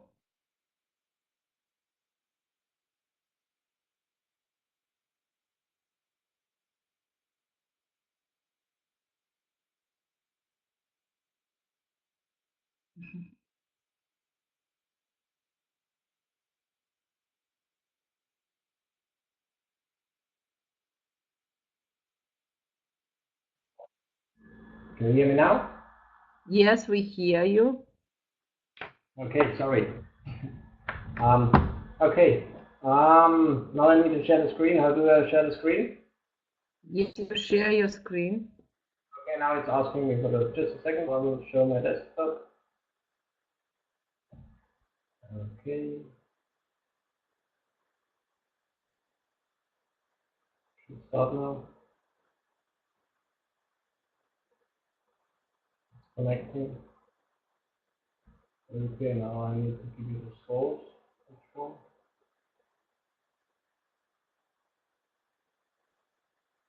And I will use that one where I have got presentation. Okay, here we go. Okay. Do you see the presentation now? Yes, Okay. we see your presentation, and I'll Yes? go, and you go on, please. Okay. Hi, everybody. My name is Stefan Sturm. I'm the Managing Director of the IREB. And I will give you an introduction on the Certified Professional for Requirements Engineering certification scheme. So I just have been listening the talk before, and the last comment there in the chat window was that sometimes there is no spec, and in fact this is a real pain. Always needs to be a spec. You cannot test if there's no spec. What are you testing against? There need to be some requirements, and that's what I'm talking about. Okay, I'm the Managing Director of the IREB Limited Company, Stefan Sturm. I'm located in southwest of Germany. The IREB GmbH is the operating company of the IREB Association. And the IREB Association is the International Requirements Engineering Board, IREB. Just gonna set my timer, just a second please, that I don't run out of time here. Okay. Okay, this gives me 25 minutes. Here we go. All right. So, okay, the International Requirements Engineering Board, and I will give you more information about the setup and the structure of the association later on. So, in fact, I don't want to annoy you with another version of this chaos report, but still too many projects fail or have cost and time overruns. And study shows that this is mostly caused by poor RE, requirements engineering, and poor requirements engineering leads to missing, incomplete, or erroneous requirements. And you all know that the effort to fix a bug is much more expensive if you do it in the development stage or even in the testing stage. So it is quite obvious that you need that strong focus on the requirements engineering stage in order to avoid as much errors as possible. And the slide talks about software projects, but RE applies as well to many other kind of projects, especially in systems engineering, for example. So insufficient requirements engineering is one of the main reasons for project failure. About 87%. This is huge. This is huge. So, and numerous studies showed that about 60% of the errors of the system development projects originate in the RE in the requirements engineering stage. And this is again about the effort to fix a bug. What I told before, if you find a bug in the testing stage, it's a bug in the RE, in the requirements, it's up to 100 times higher the cost than if you would find this bug in the requirement engineering stage. And we need to get that down in order to reduce costs. And that means we need to put real strong focus on requirement engineering.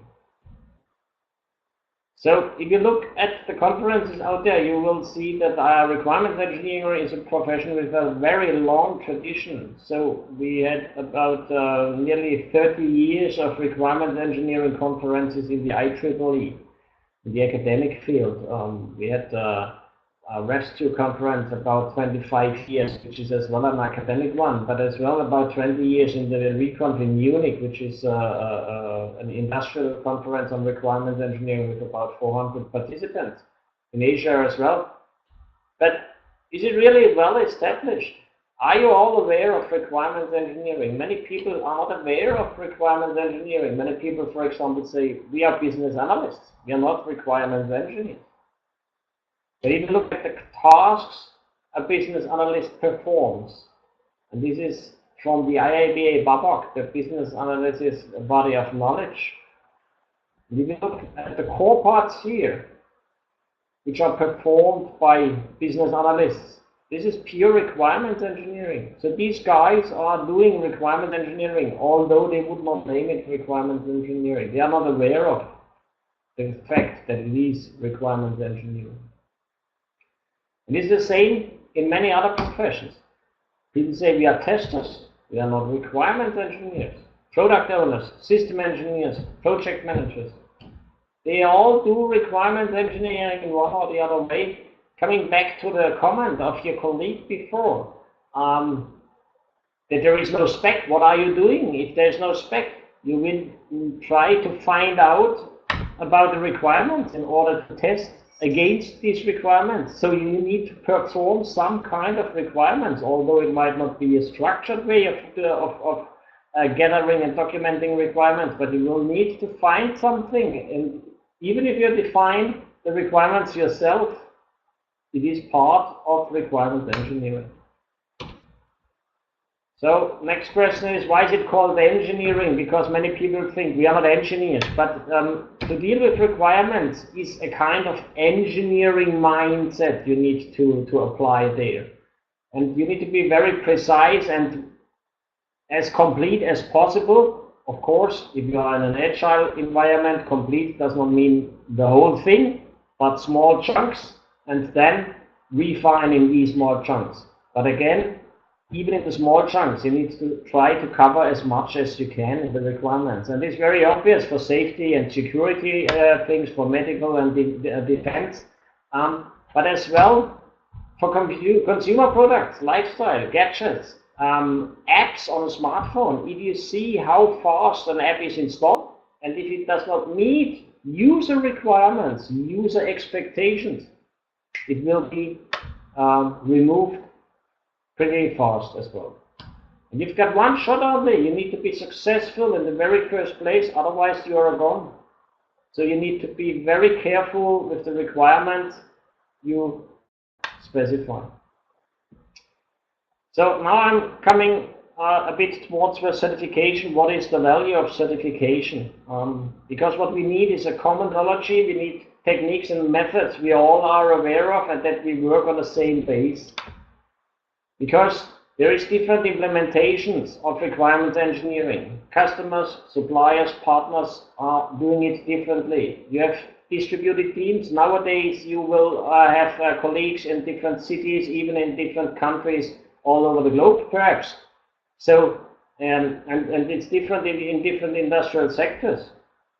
And this leads to communication issues, different languages. So my mother tongue is German. Your mother tongue might be Ukraine or Russian or whatever, and so we all translate to English. There's a misunderstanding because what I'm translating to English might not the same. I would think it's a different meaning than if you translate back to your language. So different languages, different cultures, different expectations. Sometimes a misunderstanding of Agile. If you look out there, the Agile cowboys, they think, okay, elicitation of requirements, we don't need to elicit requirements, it's all in the backlog. These people don't think about how does this come into the backlog. Somebody needs to collect the requirements, to gather them, to uncover them. And of course, documentation. Not every requirement can be specified in a user story. Of course, many of the requirements can be specified in user story. But then, what do you do if you have a product life cycle? If you need to have different versions of a product and so on, you might need to have traceability. This is very important, and this is all covered by requirements engineering techniques and methods. So, as I mentioned, customers, suppliers, development partners, team members talk past each other when defining requirements. And this leads to a lot of problems, incomplete requirements, ambiguous, not a common understanding of requirements, different priority. what is most important, what is less important. And this leads to conflicts between project partners. And after all, to time and cost overruns, and missing or wrong or gold-plated functionality.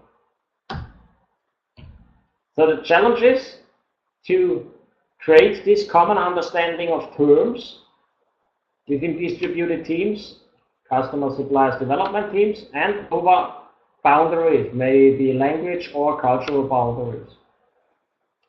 And then you need to have some management of requirements over release cycles, as well in the context of agile development and within the distributed team. So you need to ensure that the team works on the same set and understanding of requirements. Know-how transfer is an issue.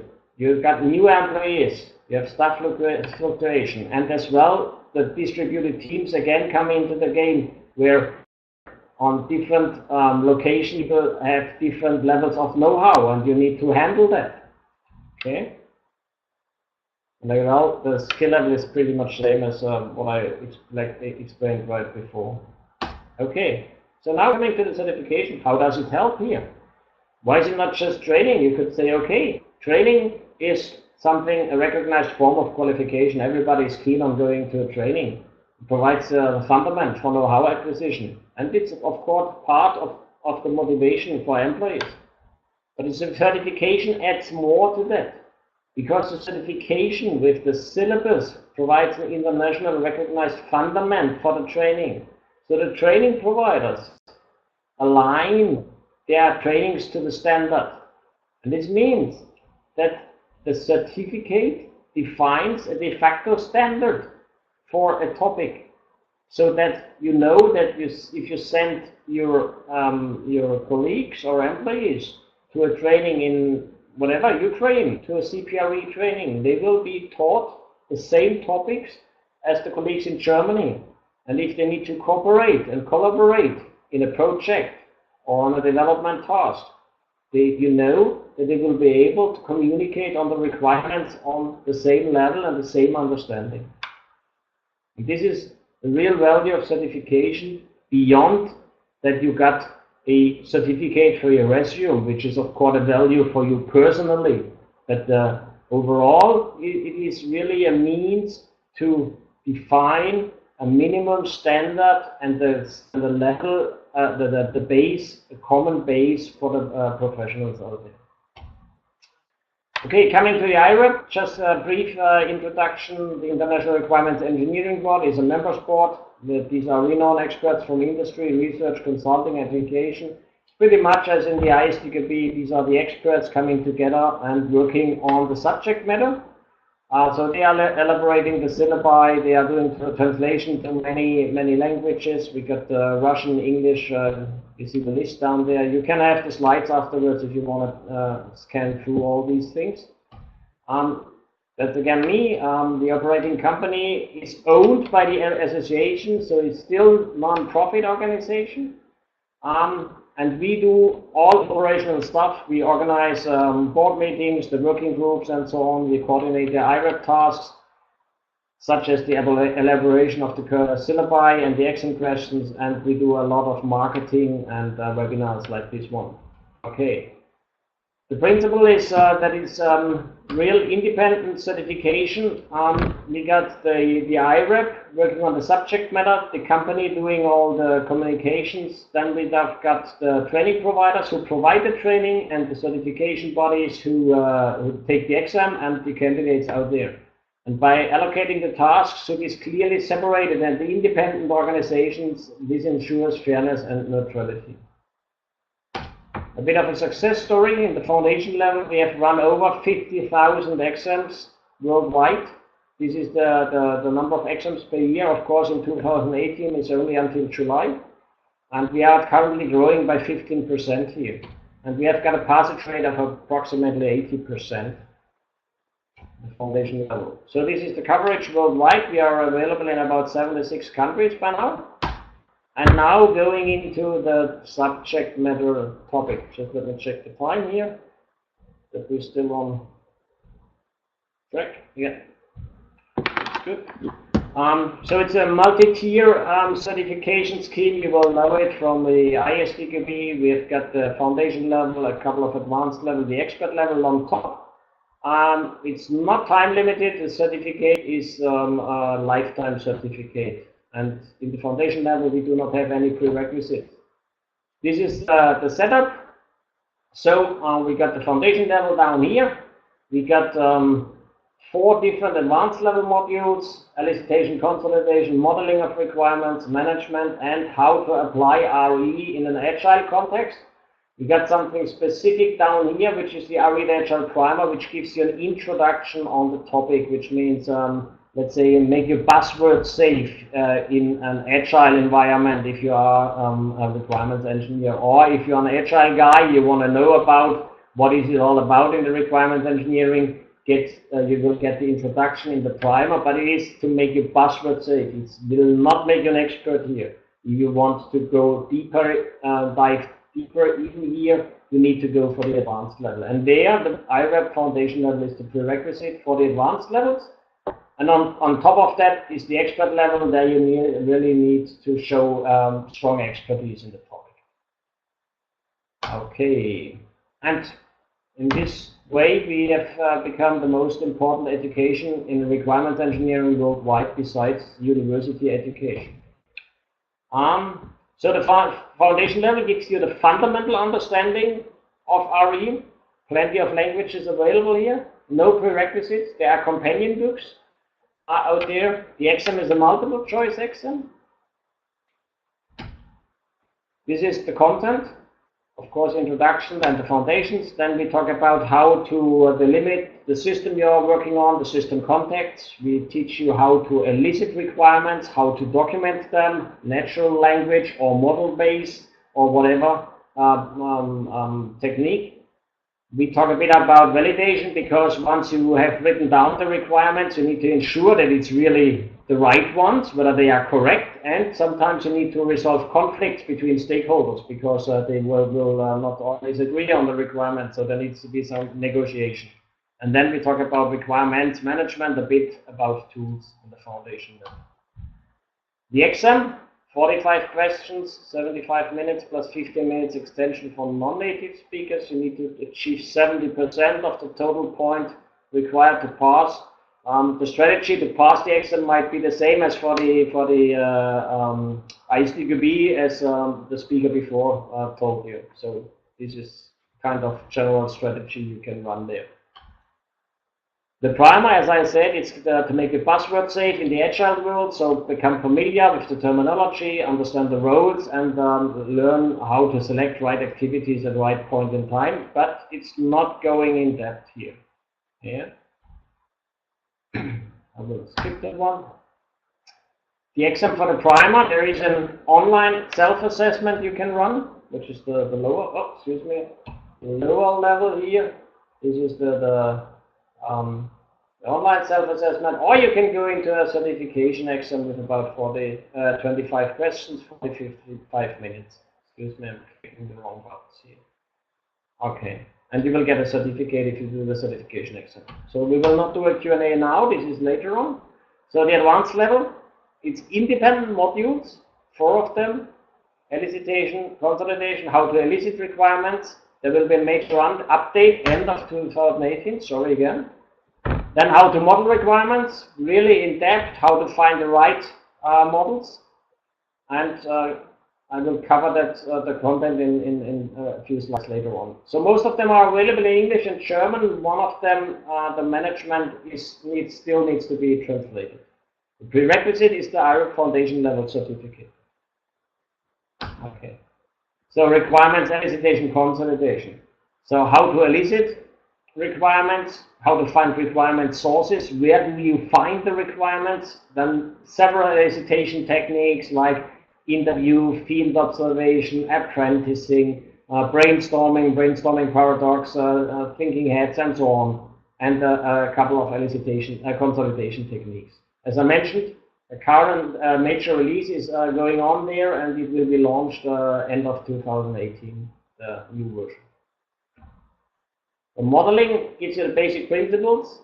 where the basics on how to model requirements. It's not a UML course. It teaches you how to model requirements in the best way. Yeah, how to model context, how to do information structure view, how to do dynamic views, scenario models in IREB. So UML, you should be able to read and create models. We will teach you specifically how to model requirements here. The management is all about these things you need to do for managing requirements. You need to have an information model, how to handle with attributes, views, to rate and prioritize, versioning and changing, traceability, variance, reporting, all these management stuff. Okay. And we are in Agile. This is all the things we discussed before, how to do them in an Agile context, because it might be very specific. We talk about scaling here as well, in how to scale that to bigger team size and so on. So this is specifically in an Agile context. The exams, it's an independent exam for every single advanced level module. Every advanced level module has its own exam and a certificate. And it's a two-part. First part is a multiple choice test, 75 minutes, plus this extension of 15 minutes. And you need to reach 60%. So this is wrong. You need to reach 70% as in the foundation level. So we found a bug here as well, like in the previous talk. Sorry for that. 70% to pass. And then you need to hand in a written assignment within 1 year after part of the first part. And it's not that you need to work 1 year on that. The effort estimated is about 2 days of effort you should invest there. It's just to give you the ability to take what you have learned for the multiple choice, apply that in your daily work, and then once you feel comfortable with what you have learned here, you should write the written assignment with all the things you have practiced so far, because you need to describe which kind of, for example, in the elicitation, what kind of elicitation techniques did you apply in a certain object, and you need to reflect whether it worked or whether it did not work very well, and then you need to justify why did it not work well, or why was it perfect, and what perhaps other way around, what could you have done better. So the reflection is very important. In order to be able to reflect, you should apply some time before submitting the written assignment. It's not an effort of 1 year, it's just to give you a period where you can practice all the things, and then you take about 2 days for the written assignment and submit it. All right. So I went through pretty fast. I already can enter into a Q&A then. I want to draw your attention on the Requirements Engineering magazine. We are publishing a magazine on the IREB web. We're just changing the format a bit. For that reason, we did not publish an issue since about 6 months, but now we will publish articles one by one, every single month an article, and you can go there. You will find plenty of resources already, about 80 articles are there or something like that. And you will find plenty of resources on requirements engineering topics, and it's free. You even don't need to register. All right, so I'm through the presentation. I'm open for your questions. I will get the screen sharing off and check whether you are pasting question. Okay, let me read that one. How does the CADA differ? Yeah, so there's a question, how does the certification cater different SDLCs, such sequential, Scrum, Kanban, SAFe, and so on? In fact, requirements engineering per se, the techniques and methods, is process agnostic. That means you can use it either in Agile, in Waterfall, in heavyweight process. But of course, you might need to tailor it a bit. And for Waterfall and heavyweight, it's very straightforward. But for the Agile world, like Scrum, Kanban, Safe, and so on, that's what I meant, where you need to check out the Agile extensions there. So you should check out the Agile Primer for the introduction, and then the Agile Advanced level. A very important thing I forgot about to mention is that it will be available to download all the stuff from our website. If you enter into the download section, you will find for the advanced level so-called handbooks. So this means beyond the syllabus, the handbook gives you the content and the real subject matter. So, and it's brand new there for the Agile advanced level. I think I can do that, just a second. I will paste you a link there where you can check out the handbook. Give me a second for that, please. Just need to get the right link from our website. So if you go to the download session there, you can filter, and then you will find the syllabus. You find practice exams where you can check whether you are already in a good on a good level there. And here is the link to the handbook of the advanced level. Yep. I did a copy paste and did not. Here you are. Okay, this is the handbook for the advanced level, and this is 100 pages of comprehensive explanation how to do RE in an Agile context. So even if you don't want to go for the certification, you could check out the resources there. And there are as well handbooks for the other modules in the advanced level, and for the foundation level there's a companion book you will find in the literature section, which gives you the specific part for passing the IREB foundation level, which is, let's say, a reduced set, because whole requirements engineering is a thick Bible. You would perhaps not want to dig through, but for the foundation level, we have stripped it down to the must-haves for the fundamentals, the basics, and that's what you will find in the RE fundamentals book on the literature section. So, more questions, please. Is IREB planning the updates of the syllabus for the foundation level in the near future? This is difficult. What do you mean with near future? In fact, we are working on an update of the foundation level. But this is not an easy-going thing, and nothing you can do very quickly, because there is many schemes out there who have built up on the foundation level. Many companies who have built up their requirements engineering education, their internal trainings on the IREB foundations. And so this means whatever we do there, we need to be very careful not to disturb all these things out there. But nevertheless, we are working on that, and we will bring it a bit more into a, let's say, a modern way of doing projects. As I mentioned, it's all in there in the IREB foundation level syllabus, but if you look at it, you might get the feeling it's more for waterfall or heavyweight, but it's not. It can be applied in all other contexts as well, but we need to present it in a way that it's more obvious that you can apply that. And that's what we're addressing with the new foundation level, and we would perhaps modify the weight of the different parts a bit, so the modeling part might be become a bit less heavy, and other parts might become a bit more space there. And there will be as well something of about planning of requirements engineering, because in many ways there is no planning for how to do the requirements engineering in the project.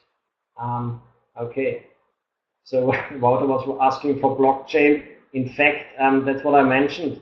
Of course, for a blockchain, you would need to have requirements, and we give you a lot of tools and methods how to gather the requirements, but it's nothing specific for blockchain. Although you're kidding, yeah. Okay. Anything else? So if you want to know who has painted the pictures behind me, this was my dad. Okay. Yeah, so if there are no more questions to me, I would hand back to, I'm lost, Irina?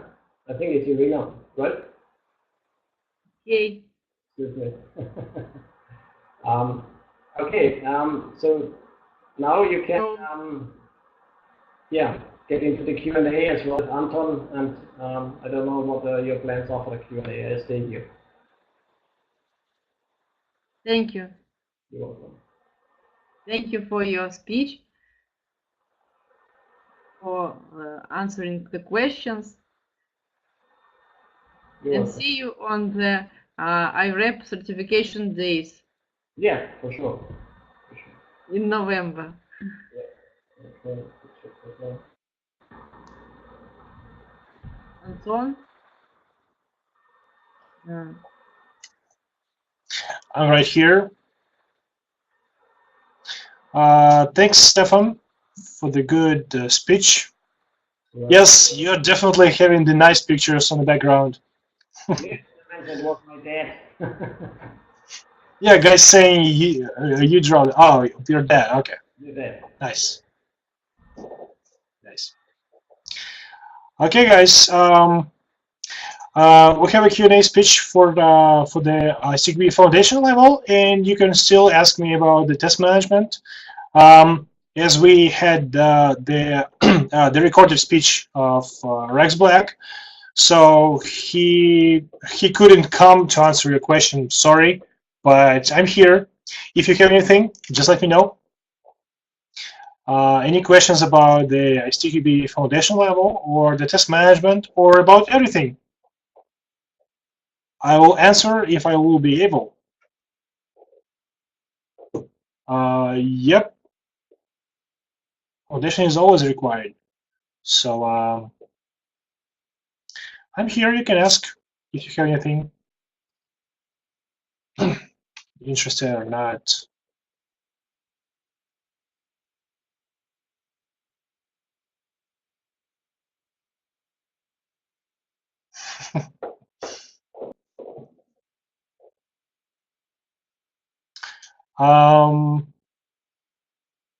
Do you guys have any advanced level certificate of a test manager in here?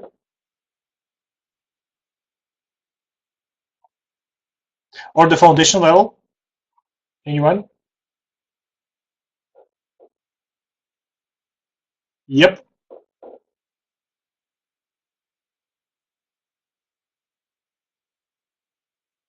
What help do you need, Andre?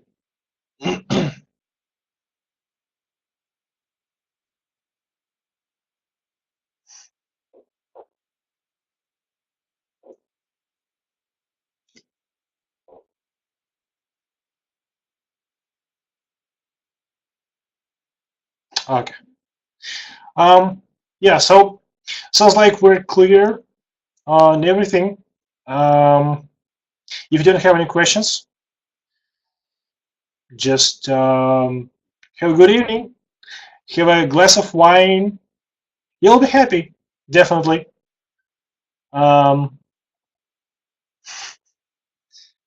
Yeah, of course. Yeah, so there will be a mock-up exams at the end of this conf. So you'll be able to check your skills on certificate. So yeah, we're good. Thank you very much. I'll passing the word to Irina. She will finish this. Good luck, guys. Thank you very much for your attention. See you some other time. Bye. Bye. Thank you, Anton. Thank everybody. I want to thank everybody who visited our event, who stayed with us this evening, and I hope you had fun today. And see you tomorrow at the same time. Thank you. Bye.